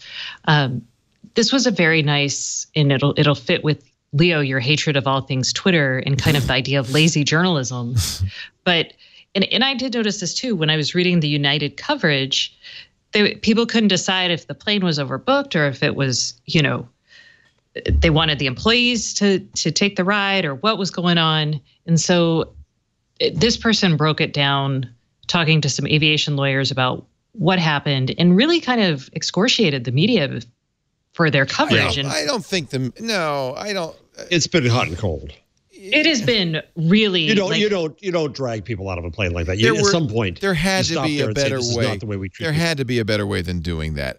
Nobody denies that United had the right to do that. So the point, though, is if you're a journalist, you have to, I totally believe you have to get beyond, hey, this terrible thing happened. Yes, no, I agree. Yes, you're right. And that's fine for your first take. On the PBS NewsHour, it was a very surface, it was the headlines. Yeah, and a man was dragged off a United Airlines plane. They didn't even mention that it was Republic, that it was a United Express plane. And anyway, it'll be fun to watch the lawsuit develop. Yeah, but Stacey, you're right. There were issues. There was another plane on the other end that wouldn't have taken off, and all those people would have been inconvenienced if that crew hadn't gotten there. All of that's true, but there had to be a better way. That was there had to be a better way. United's at some point, going to pay a huge price. They've already lost several $100 million in their stock price. This is not how a company operates. It's a terrible culture. Someone, the pilot should have come off and said, no, we don't treat our people that way. The CEO, finally, after 3 days, he said, I'm sorry. Well, it took Sean Spicer more times to apologize for Holocaust centers. So I figure the new standard is in good shape. Is it just coincidence, or I think we've reached critical mass of Twitter outrage because we got the Pepsi thing, we got the Sean Spicer thing, and we got the United thing. Those are all happening in a space of a few days. Is this not going to happen now from now on? Like every week there'll be a new outrage. Yeah, this is I still like Twitter. I still get a lot of great stuff on it. I'm not going to be switching to Mastodon anytime soon because I'm not technically savvy enough. I wouldn't switch to Mastodon. All right, let's talk about Mastodon. Kevin Marks, apparently, which I didn't realize, had introduced Mastodon in October on this show. I actually went back and watched the tape. November. So this is simply a Ruby on Rails interface to something called OStatus. And you all know OStatus because we had an OStatus Identica server, the Twit Army, in 2008, which I set up, taking great pains with Evan Prodromou, the guy who wrote Identica. Identica became, and correct me when I go wrong on this, Kevin, because it's sure. Identica became status.net. I think Evan sold it. And then no, he's still on status.net, but he just changed the name. Okay, he changed the name. Go ahead. Carry on. So no, so Status.net was the company he was trying to commercialize it with. He was trying to make another Twitter. He literally was trying to make another Twitter. Well, he made another Twitter. He made a thing that worked, but he built it on top of open source number standards, which was interesting. Interesting, good work. So OStatus was his name for the collection of specs that he used in it, which are Atom for the feeds, PubSub Hubbub, which is now called WebSub, and went to candidate recommendation in W3C this week, which is the way you notify people as soon as you've updated. So that's how you get the real-time updates. The push technology. Yes, effectively that's the push technology. And then the two other components that were incorporated were WebFinger, which was it's a slightly overcomplicated way of looking up username at domain. And there was a protocol that was put together to let you look up usernames and domains that involves doing 3 or 4 fetches from the site and doing a bunch of stuff to look it up and then deciding where the domain is. Whereas actually just saying domain at username works on these instances just as easily. But this was there's a protocol for doing that, and it lets you get a bunch of endpoints without fetching the page. So it makes us. It's one of these protocols where we built this complicated thing, and then we went, that's more complicated than we need it to be, and it's sort of mostly rotted. But you never replaced it or did anything else with it. You let it lie there. No. Well, this is the thing about standards open source. You make a standard, people can still implement it. You create an open source implementation, people can still build on that. So StatusNet et al. Became GNU Social, which has been, it's been maintained. People have running instances of that for a long time. Yeah, you told us about that maybe a year or two ago. In fact, because of you, I signed up for one of the GNU Social instances, Quitter.no, which looks just like Twitter. So this is the thing. So GNU Social, like core GNU Social, looks more like a blogging system. And the Quitter thing, Quitter.se was the first one. They gave it this Twitter-like skin, which was built. This was built 4 years ago, maybe. And it looks like old Twitter. It doesn't look like current Twitter, but it looks like Twitter looked like in 2010. Which a lot of people like. Yeah. No, but also it means that people who are used to Twitter, like Stacy, doesn't want to deal with this stuff, can go, oh, I know how to use this. Right. It looks familiar, and it kind of works. And then you go, but it doesn't quite work the same as Twitter. What's going on? There's some other pieces. And the big problem with it, of course, is, as you can see, I'm following 4 people, one of whom is Kevin Marks. The other one's Cory Doctorow. I mean, it's a very... It never really it's very geeky, and it was cool though. I like it, and I've maintained my account. And then you told us about Gargron, who not his real name, by the way. That's his handle. His name is Eugen, yeah. But he's so he re-implemented it from scratch in a different. He built it. The classic ones in PHP and runs the LAMP stack. He rebuilt it in Ruby on Rails using a React front end, and his front end looks more like TweetDeck. So the Mastodon front end has this multi-column thing going on. So you've got 4 columns. You can see it here. And by the way, it has a limit of 500 characters. So I stretch this to show how you can make a long post. You can also put in images. It has some nice features. You can choose per post privacy, kind of like Facebook, unlike Twitter. Direct, private to followers only. Unlisted, does not show on public timelines.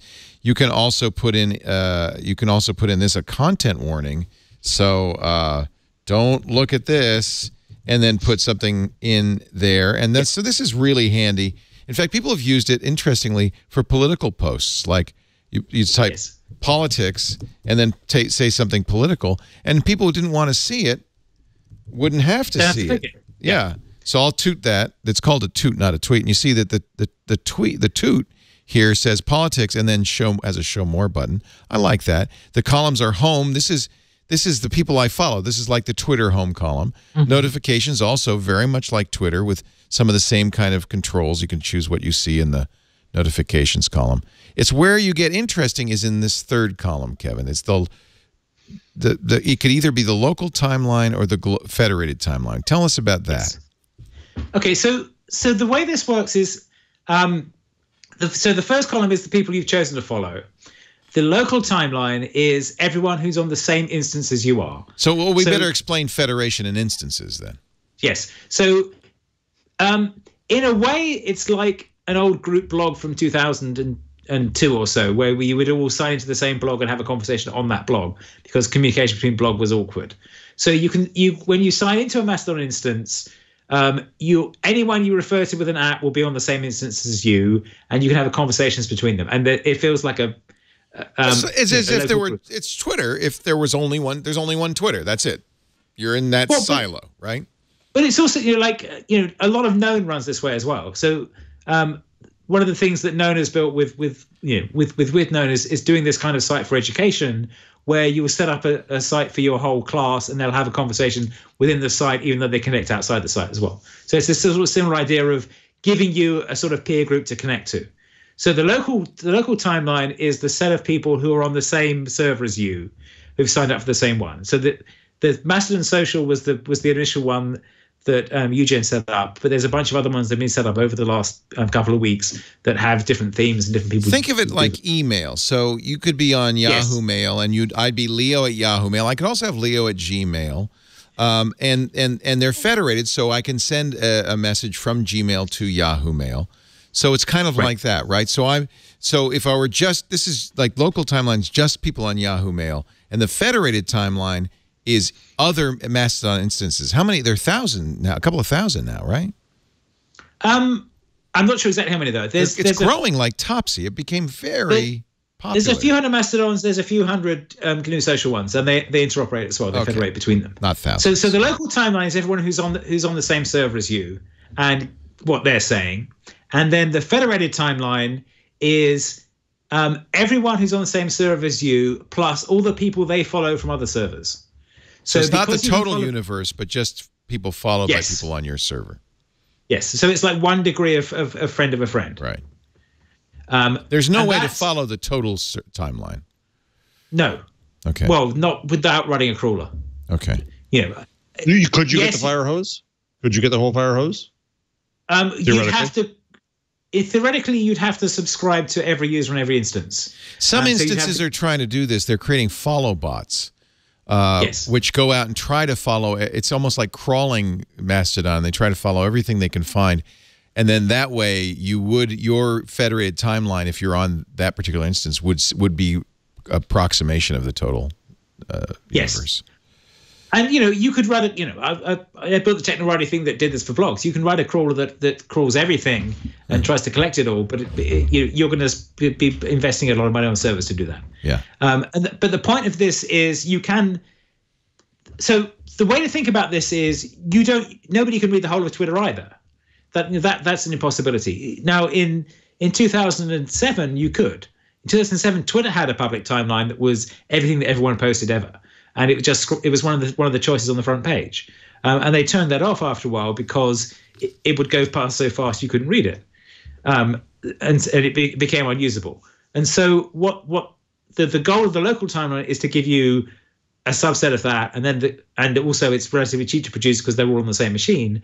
And then the federated timeline here, or the whole node network as they call it in GNU Social, is one step beyond that. A step further. But if you go to a different instance, you will see a different, federated timeline because it depends on whose people on that instance have followed as well.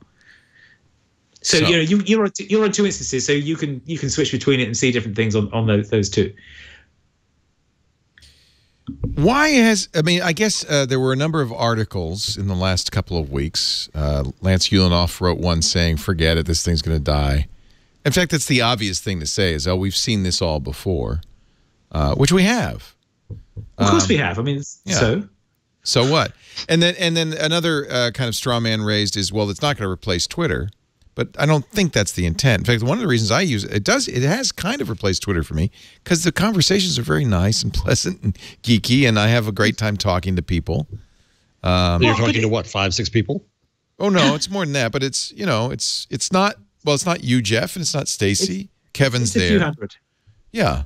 There are, I think, 100-some thousand people right. on it. So here's the thing. So I saw Dave Weiner at the conference I was at last week, and I said, Dave, what happened to blogging? At the early days of blogging, it really was wonderful. I met all these people who thought differently from me and from around the world. We all saw our differences, and we all got along. And, yeah, we disagreed, but it was basically civil. And Dave said everything's nice when it starts. Right. That's why I like it. Yeah, right. Fresh, shiny, new. It does have some features that might help with abuse. For one thing, it's not some faceless person at Twitter that's deciding what's abuse, right? It's the person who runs the instance. Yes. That's interesting. So you've got some separate control. So you could set up a CUNY instance and make it about what you're talking about, what your conversation is, and you can decide who you federate with and who you show on the public timeline, who you block completely. So apparently there are some Nazi Mastodon, white supremacist Mastodon instances, but nobody federates with them. So in effect, they have a nice local thing, and you don't see it. And they plot revolution on their own. Right. Well, this is what happened with Twitter in the first place. So if you remember, Twitter.se got a huge influx of users for one Twitter furore, whatever. At some point, Twitter banned somebody, and the sort of alt-right types said, we need something better than this. And they turned up at Twitter.se, and the Swedish guy who ran it was like, no, actually, I'm a communist. And he put the Communist Manifesto on the front page, said, if you want to set up your own alt-right instance, I'll show you how to do that, but you really shouldn't be on this one because you won't fit in. And there was Instapundit went there for a bit, and there was a sort of little rebellion thing going on there, and then they set up what's that thing called? There's some annoying frog themed Twitter-alike thing that doesn't federate properly and is trying to be its own thing. So that they ended up there instead. And there are other social instances that have like a strong, what they call, their point of view is we are strongly free speech, and that they don't take into account that speech can hurt people, and so that they're sort of anti-censorship in that sense. So that they're in the sort of ACLU at Skokie school of free speech, as opposed to that actually suppresses certain kinds of speech things. So there are instances that have different moderation policies, and then there are rules about who federates with whom and debates about what's going on there. So there is a lot of that kind of who federates with whom drama going on as well. The interesting thing that has happened with Mastodon Social is that the people who turned up there, and there's been an influx of different groups of people, have spent a bunch of time saying, well, what would it be like? The reason it's got these kinds of features of being able to put content warning and things like that was that you then listened to the people who turned up and said, wouldn't it be nice if we had this? And he said, well, we could do that. Let me try that and just see if that works. And he spent a lot of time doing that kind of community management stuff and listening to what people have built. And I think I linked an article about this that was, where did I put this? Somewhere it's in the Mastodon. So we were section. thinking of doing, for instance, No Agenda's already done one, Adam Curry and John Dvorak's show. We were thinking of doing a Twit instance.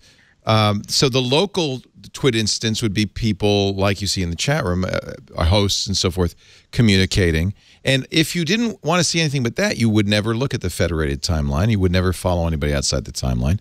And you would just be in that tight little community. You could peek out if you want. And so it's kind of a nice mixture of private and public. I'm fascinated by it, mostly because it's not siloed. There's lots of other issues. For instance, you don't own your name in any respect, which has actually been a good thing. It's kept most of the brands out. So The Verge can register, as they have, an account on one instance, but there could be a Verge on every single instance because the namespace is the instance name. So I'm at Leo at Mastodon.network, but I'm also at Leo at Mastodon.social, and I'm also at Leo, actually Leo Laporte at Twitter.no. I only use one of those, but if I start a Twit instance, I could also be at Leo at toot.twit.tv. But somebody else can be at Leo at my Mastodon. No, you post the one, and you say, on all the other ones, you say, follow me. This is my canonical one. Wait a minute, you have multiple email addresses, right? And you tell people which email address works. But there's imposters. Yes, but I don't. Yes, there could be imposters. There's no verification system. Yeah. Okay, so invest the time in managing hand raised. So the point is, there is. You could verify this stuff. I've built this. You can do distributed verification. You linked it between them with realmes, and you can see which one is connected to the other ones. And that's actually better than a verification that depends on the site owner deciding. You could verify yourself. There's also an ad hoc verification system. A number of us on Keybase have used Keybase things to ad hoc verify ourselves. So you could verify that's Leo because it's on his Keybase page. But this is the point. The point is that you have a username at a domain, which is like having a blog at a domain, or like having a Tumblr thing with a username, or it's like having an email address. What you don't have is a global namespace, because the global namespace would imply there's only one instance. And so which I like. This is what was annoying me about Linux. Things like, you can't have a global namespace, this will die. It's like, no. Actually, the things that don't have global namespace are things that don't die. The ones that have a single namespace are the ones that die. And if you don't believe me, I've got a page full of them at indieweb.org/sitedeaths. There's so the idea of anti-fragility. Anti-fragility says if you build something that can cope with bad things happening to it, it gets stronger over time and it becomes anti-fragile. And the web is something that is anti-fragile. The linking is this anti-fragile thing. Yes, a lot of links break, but overall the web retains itself. People build workarounds into it. If you build something that tries to protect you from that fragility of the web and of links, and everything is only on one instance, and then what happens one day when that site goes down, you lose a huge chunk of the web in one go. And we've seen that happen over and over again. We've had sites that people build their lives on, they get bought by a big company, and then they get ignored and they die. If you want a nice example of that, Upcoming was this site where you posted events that were happening. It was a community site. It got bought by Yahoo. They ran it for a while. They got fed up and bored, and it died. And then 2 years ago, Scott Bio. Andy Bio. Andy Bio. Scott Bio is another guy. Andy Bio bought it back and brought it back.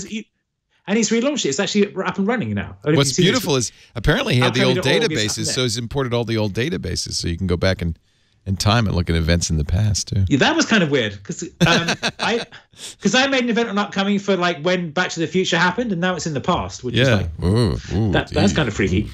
No, so the point is that actually what happens when you say, okay, I'm going to build a site that does everything, you're creating fragility debt because it's only one site, and it lasts only as long as you have funding, you have interest, and you don't get bought by somebody who then shuts it down. Whereas if you build something out of protocols, the protocols can last longer than the thing itself. And Mastodon is a good example of that, in that Evan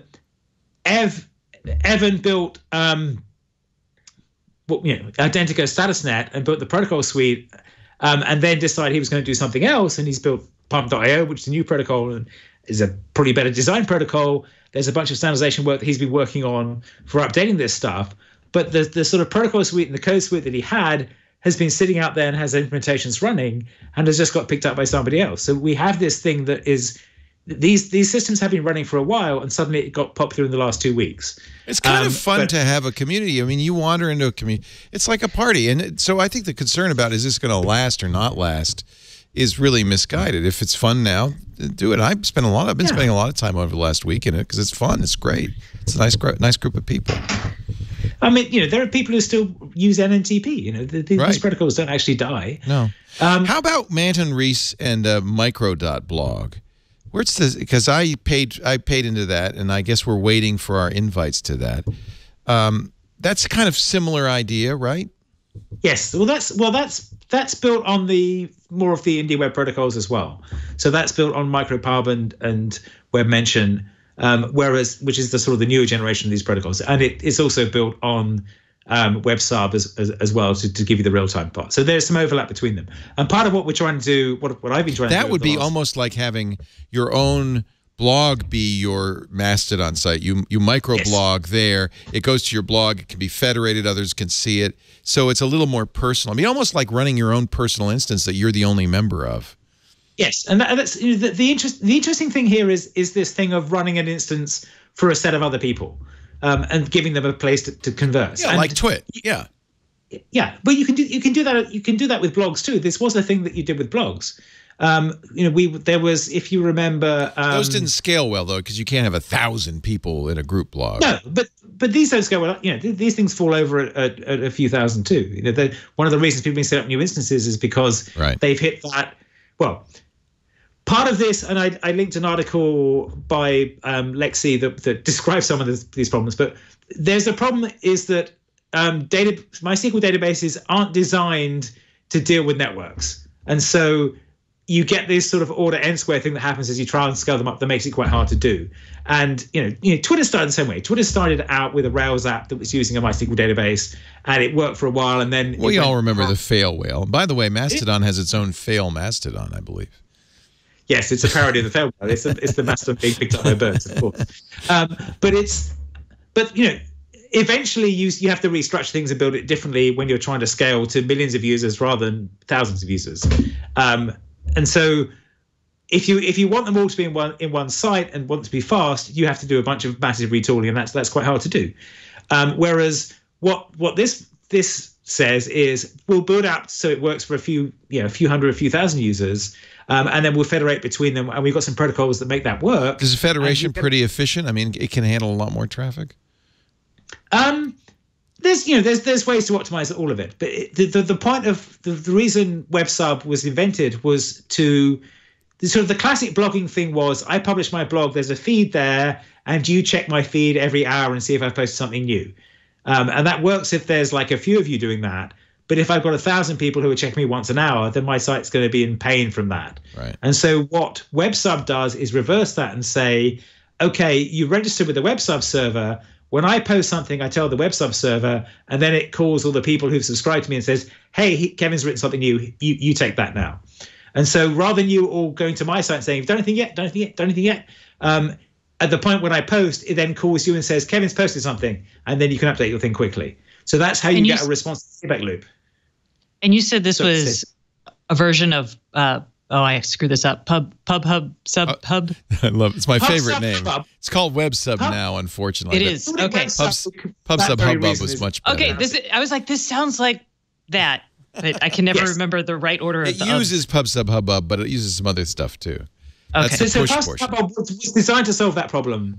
It was written by Brett and Brad probably 10 years ago now, which was the problem was as your blog gets popular, it's hard to keep it up because everyone's polling you all the time to get your feed. And so they said, well, let's reverse this. You don't post that often. When you do post, we'll have a server and it calls the people to do that. And they have to re-register with the server every day to make sure they're still interested.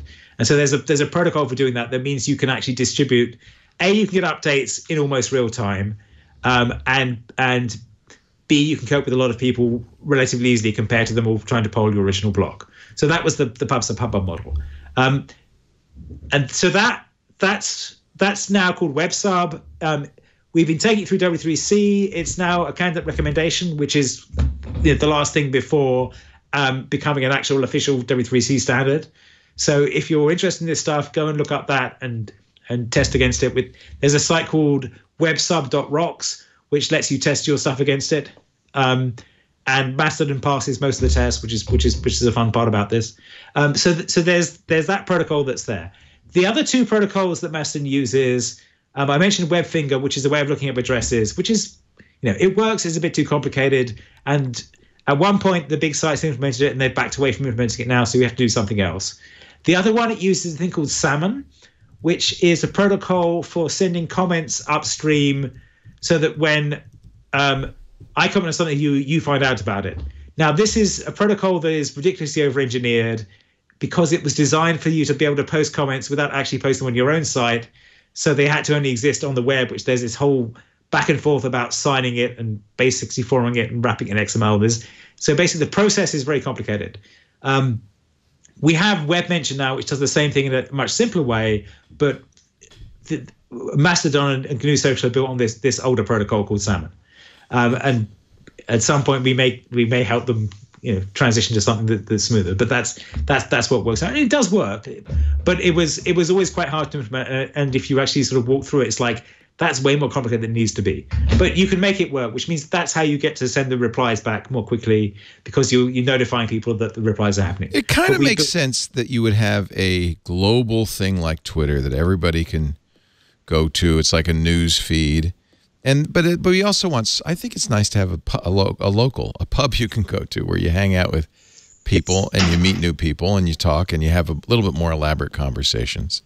So I don't think it's to replace Twitter, but it's kind of cool. And Gargron is actually using Patreon to raise funds for it, and he's actually I'm happy to say he's got up to like $3,000 a month now on Patreon. So he's able to make a living doing this, which is nice.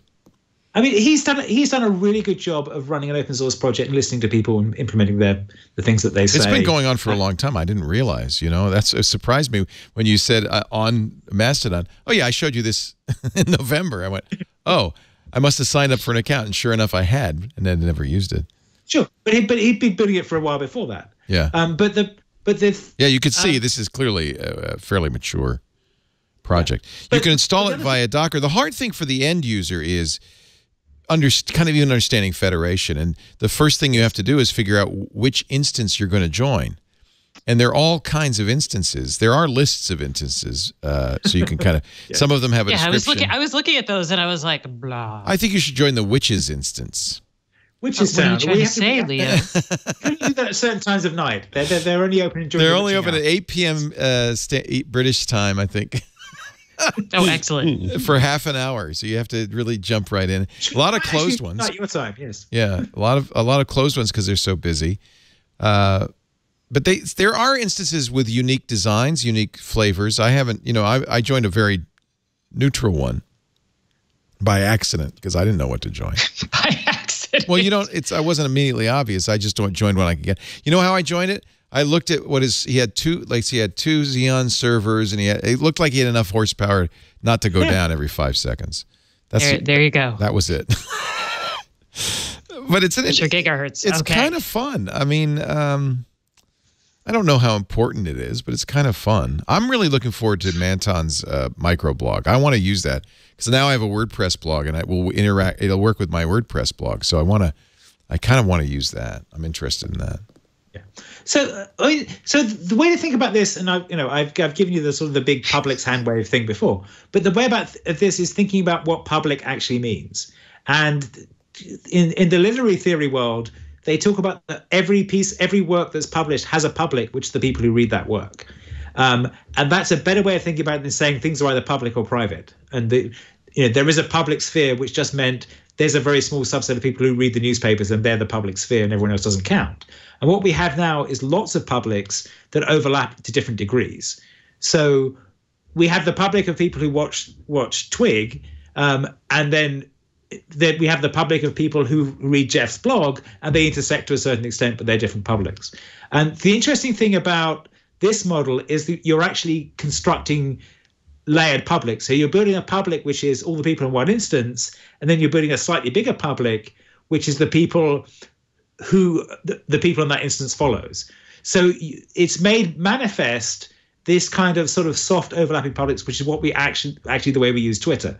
With Twitter, we all choose to follow a set of people, and then we also get a feed of the things that they retweet, which is like the next degree out from that. But it doesn't have as hard an edge as this because it's not chosen by instance. It has a softer boundary. So part of what this is doing is making manifest the way that we use the web anyway. So I think that's a very interesting way to think about this. So,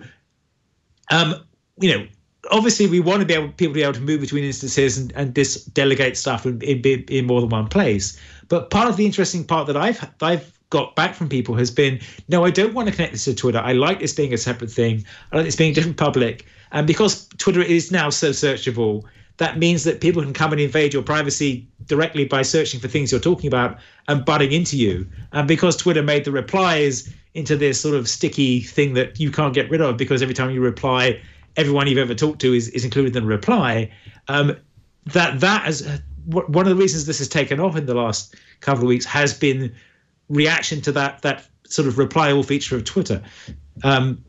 So a big catalyst for this was Sarah Young writing about this and saying, I'm taking a week off Twitter, I'm going to try something else instead, and going to this and then writing a very good article about it that explained a lot of this and brought a lot of people in. I'm having fun. I'm having fun. I mean, it strikes me that there's if you look at Twitter as broken, there's two ways to fix it. One way is to go more open, which this did, but give you more control, but yet in the totality of it, less control. The other way is to come up with a controlled Twitter, which I kind of dread, but kind of want at the same time. And I don't know which way to go. Well, you can have both. That's kind of the point. It's not mutually exclusive. Two or many many accounts. Which you wouldn't want to. You probably wouldn't want to. Well, you might. Okay, you might want to. Like for instance, I probably would keep an account on a Twit instance, and then maybe a more public account. But that's the point. It's flexible. You could do both. I don't know. It's fun. You should try it. Yeah, Jeff and should do it. Sorry, Stacey, carry on. No, I was saying, Jeff, we should do it. What's funny is there's a lot of people with old habits. Like people say, like Scoble says, well, I got on and reserved my name. Like you could reserve your name. You can't. That's so Scoble. So Scoble. He says, I'll see you in a year if it's still around. So there's a kind of a deep misunderstanding of what this is. It's not Twitter. It really isn't. And it's not a Twitter killer. Nobody's proposing that. Except for those dumb journalists. Okay, wait. You guys have 12 minutes before I'm going to leave, and I have not heard you sing happy birthday to me yet. How quickly you forget. Did we not sing? No, we didn't. No, we didn't. No, we delegated it to robots. We let the robots do it. All right, after this break, we're going to sing happy birthday. Gargle, get ready, and then we'll do the picks, and then we'll let Stacey go, and we'll let you go, too. Our show today brought to you by Rocket Mortgage from Quicken Loans. If you are buying a new home or you're ready to refi, you've got to go to a mortgage lender you can trust who has a transparent operation. And as far as I'm concerned, I want somebody who's going to do it fast and do it online. I don't want to have to go in. And that's what Quicken Loans is doing with Rocket Mortgage, an entirely online mortgage approval process. Everything they need you can submit with the touch of a button on your phone, on your tablet, on your laptop. You could even do it at an open house. Check statements, pay stubs, whatever. Just press that button. You can even, play with the rate and length of your loan in real time to make sure you get exactly the solution that's right for you. And you'll get approved in minutes. They turn it around in minutes, not days or weeks, or in my case, the last time we bought a house, it took a month. Skip the bank, skip the waiting, go completely online. Rocket Mortgage. It comes from Quicken Loans. Go to quickenloans.com/twig. quickenloans.com/twig. Equal housing lender, licensed in all 50 states. NMLSconsumeraccess.org, number 3030. It's for the geek in us all, the shy folks who don't want to go in and talk to a banker. quickenloans.com/twig. Are you ready, gentlemen? Wait. Scooter X says it's his birthday too, so we should include it. Scooter X, one of our chat mods. Okay. Yeah, so we gotta do two. So we'll do both names. We want to sing along with Google, or yeah, maybe because she does a good job. Oh no! Oh, no, this is not acapella, man. Okay, ready? 1, 2, 3. Happy birthday to you. Happy birthday to you. Happy birthday to the most amazing, wonderful person in the whole wide world. Happy birthday to you. How about that? That was terribly awesome. I hope the Scooter X feels just as loved as I do. Oh, lordy. All right, let's do some picks and get the heck out of Dodge here. Thank you for explaining Mastodon to me. I knew Kevin would be able to do a good job of that. I appreciate that, Kevin. I can keep trying. Well, I get it now, and I like it. I like it well enough. Stacey, you got a good pick for this is, by the way, episode 400. So happy birthday to Twig too. 400 episodes. Yeah, wow. I'm feeling very old. Why don't you the audience? How many hours have you wasted with us, audience? How many hours? Don't get them thinking about that, wasted. Jeff. It's not wasted. You're with friends. If this were a full-time job and you were getting paid $10 an hour, you'd have $8,000 now. How about that? That's pretty good. I owe you some money, I think. Stacey, your pick of the week. Send your invoice. Okay. Send me an invoice. So my pick of the week is to address everybody out there who's asking me about light switches that are Wi-Fi and dimmable. So this is hard. There what used about to be that Lutron one or the whatever that you told me to get? So Lutron is not Wi-Fi. You have to buy the hub to get it on your Wi-Fi. So this is a standalone for $50. Let me put it the right way. Ta-da! This is the Leviton Decora 5 Wi-Fi switch. There it is. It's $50 on Amazon. And it's a switch. You have to install it. You do have to install the Leviton app on your phone. But from there, you can link it to your Echo account. And then you can use voice to turn this on or off. Wow. So including Amazon Echo. Yeah. Yeah. Nice. It doesn't come with an Amazon Echo. No. Echo sold separately. And it also has, I should say, a double faceplate. So it's white or almond comes in the box if you have a preference. It sets back to a neutral, which is good because if you have like connected bulbs, it's not going to break your bulbs when you turn it on and off. So that's good. The dimmer function doesn't go all the way down to dim. It doesn't go to off. So you have to hit the button. But that's kind of a downside. And it also has these words on it, which I'm kind of like, guys, we don't have to brand everything. Oh, man. That's on the faceplate, the visible faceplate? Yeah. Oh, that's a bummer. It is a bummer. So that is my pick for y'all. Thank you. And Yes. You're going to have a wonderful... What's your favorite sushi? You're going to sushi tonight. Okay. I like the sea urchin sushi. Oh, that's but good. only when it's fresh. No. So the uni. Is that uni? Yeah. Okay. Yeah, kid's baby diaper. No, Yeah. that's good. Can't do it. It's delicious. I like it. I like the ebi, the I like ama both ebi. sushi, but that's the one I can't I like do. the spicy tuna. I know that's a tourist sushi. Yeah. I like the spider roll with the soft shell crab. I like that too. Now Tourist I'm hungry. sushi. Yeah. Now I'm hungry. I eat tourist sushi. I don't eat sushi with big hunks of raw meat on it, raw fish on it. I don't want that. I do. I love it. I do, yeah. No, that's my sushi tip is read the things on the rolls and order the one that is mostly fish and doesn't have crab or tempura Cream shrimp cheese. or No cream cream cheese cheese. is sacrilege. I don't know why they put cream cheese. That's disgusting. Philadelphia roll, disgusting. yeah, but basically there's one side of the menu that is like crispy random crap, and then there's another piece of the menu that is we put these bits of fish together because they taste good together, and you order from that piece, and that's Right. when you get the good sushi. Right. I usually do omakase if I can. So Oh, you're Yes. a pro. Which is great. Oh, yeah. Are you doing that tonight? that's the plan. Yeah. My daughter, who's 10, she's like, "Can I bring a book? Because it's going to be one of those long fancy dinners, isn't it?" Omakase is Calvin Trillin. when the chef picks it. The great Calvin Trillin wrote in the New Yorker about taking his kids along on these food tours, and he would say that his daughter would always bring an in-case bagel.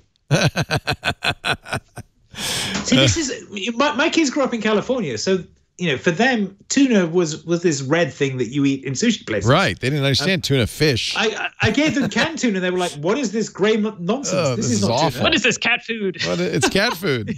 Yeah, it's like this Kevin, isn't tuna. Kevin, your pick of the week. It's Your perspective. stuff this week. I've given you some bunch of stuff already. Let's see. Yeah, we did Upcoming.org. upcoming.org, and Andy Bios brought it back, and it's wonderful. Thrilled. Yes, if you want to organize events, go there, do it, try it out. It's great. It's independent. It's not going away again. He's not going to sell it again. It's just nice.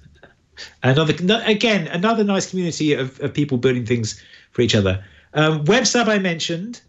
There are some indie web camps coming up. IndieWeb.org. There's I just booted Windows 3. I was going to say that one for last. Okay. Okay, go ahead. No, go ahead. I was just getting it started up. Wait a minute. Close the window. Go on, Kevin. Sorry. So IndieWebCamp.org. We have there's a bunch of indie web camps coming up in Europe in the next month, and there's the Indie Web Summit in Portland, June 24th, 25th, which is like the big everyone comes together one.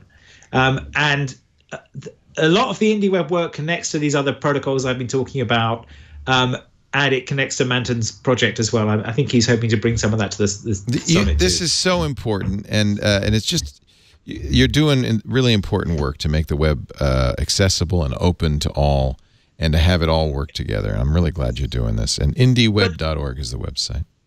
And a lot of this is trying to build these kind of protocols that people can then build on and surprise us with interesting things, like Mastodon and so on. Yeah, it's awesome. Yeah. And one of the things we got going this week was making sure that Mastodon has the microformat stuff on, so it will interoperate with the indie web when you post the link to it. So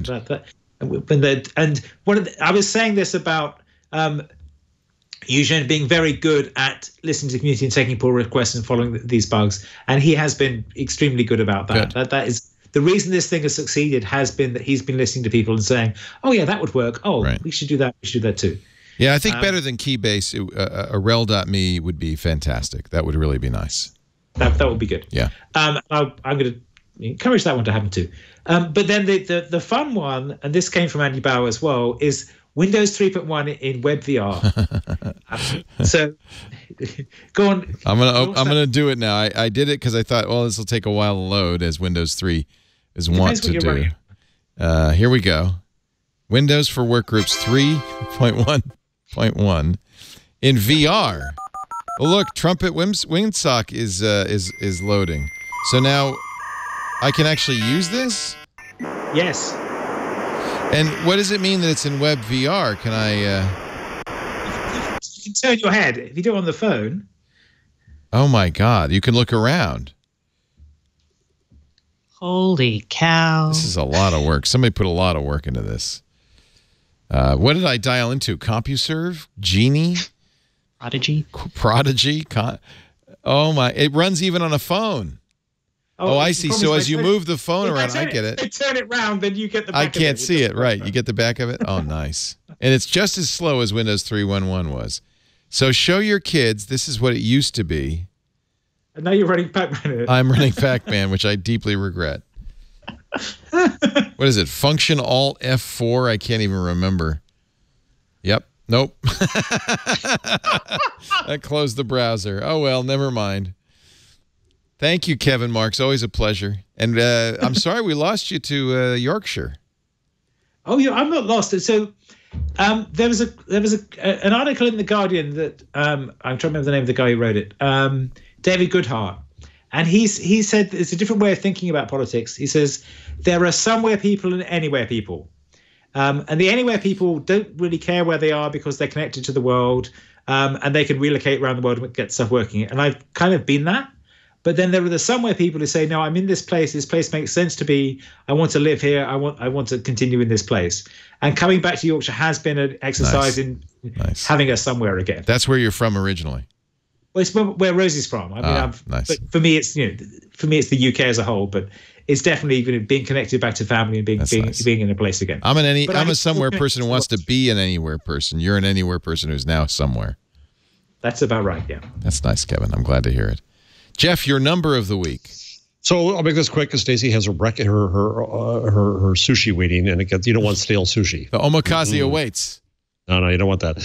So Ezra Klein put up a piece on Vox today about a study done by Levi Boxell, Matthew Grenskow, and Jesse Shapiro that found that, yes, American politics are broken. Yes, we're more polarized, but they found that polarization is greater among those who use the internet least, which is primarily to say older people. What media do older people use? Fox Cable News. TV and talk radio.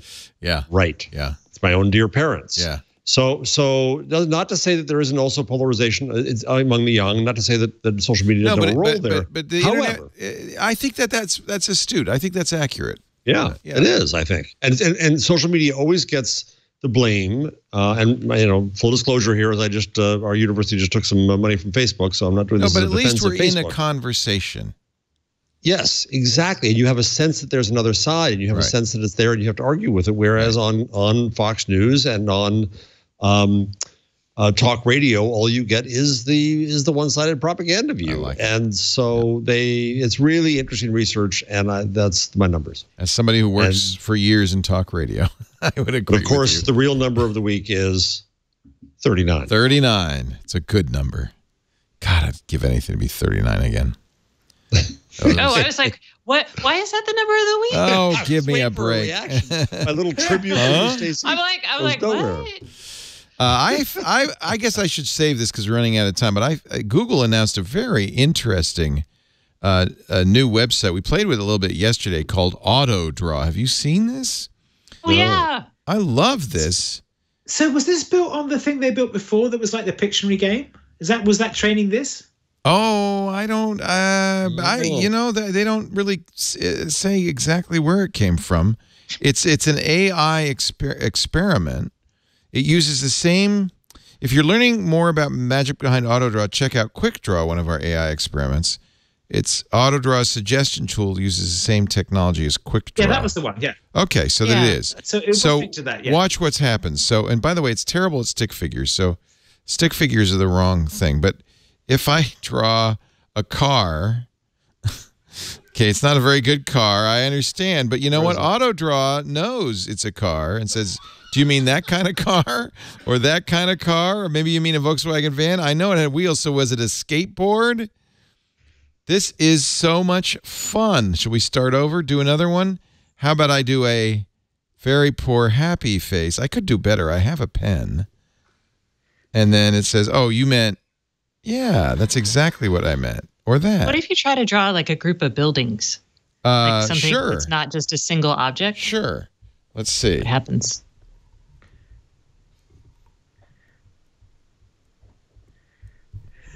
And look what I get. Look at that. Oh, nice. It's so super smart. Or grass.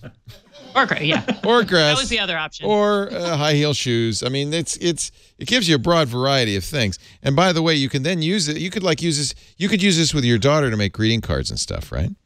So you can. Yes. Be fun. We do a lot of greeting cards. I bet you do. Do you? No. We did our first craft. We did our annual craft with string eggs, which was really complicated. For some reason, my kids, there was a lot of potato prints. I don't know. Oh. You know what we should do? And we're going to show you this on Saturday. We finally got our pancake printer working. What is that supposed to be? Batman? Transformers. Well, let me see the other one. Oh, it's Optimus Primus. Optimus Primus. And this is a fish? It's you. What? That's me? Really? That's me? We have some research to do. You got to work on it. It does make excellent pancakes, though. We're going to show that on Saturday, the new pancake printer. We got it. We got ours. Ladies and gentlemen, happy birthday to Stacy and Scooter X. Happy birthday to everybody celebrating today.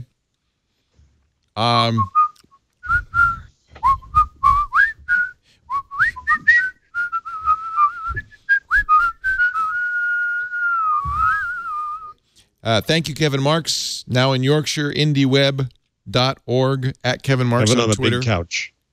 And everywhere. And I love that couch. That couch is awesome. That couch has a... No poodles this time. The poodles are upstairs. It has a story to tell, that couch. Thank you, Kevin. Great to have you on. I appreciate it. Thanks to Jeff Jarvis, CUNY, City University of New York. BuzzMachine.com is his blog. He writes at Medium and also has some great books, including What And I'm wearing my Public Parts. ProPublica t-shirt. It's not... We're not shutting up. ProPublica.com. Is it .org? ProPublica. Go to ProPublica. Awesome site. ProPublica. Just ask Google and you'll get there. Non-profit public interest reportage. Won a Pulitzer. Won a Pulitzer. Stacey Higginbotham. She deserves many Pulitzers. She covers IoT at StaceyOnIoT.com and the IoTpodcast.com. And she's at GigaStacey on the Twitter and joins us every Wednesday for This Week in Google. Thank you, Stacey. Have a great time at dinner. Thank you all for being here. We do this show every Wednesday, 1:30 Pacific, 4:30 Eastern, 20:30 UTC. Please tune in. Join us in the chat room, irc.twit.tv. Maybe someday you'll be able to toot on our Mastodon instance. I don't know. I'll let you know when that happens. After the fact, just go to twit.tv/twig or subscribe in your favorite podcatcher, and you're sure to get an episode or two. Maybe even get one every week. Thanks for joining us. We'll see you next time. This is me? Really? On This Week in Google. It's just like me, right?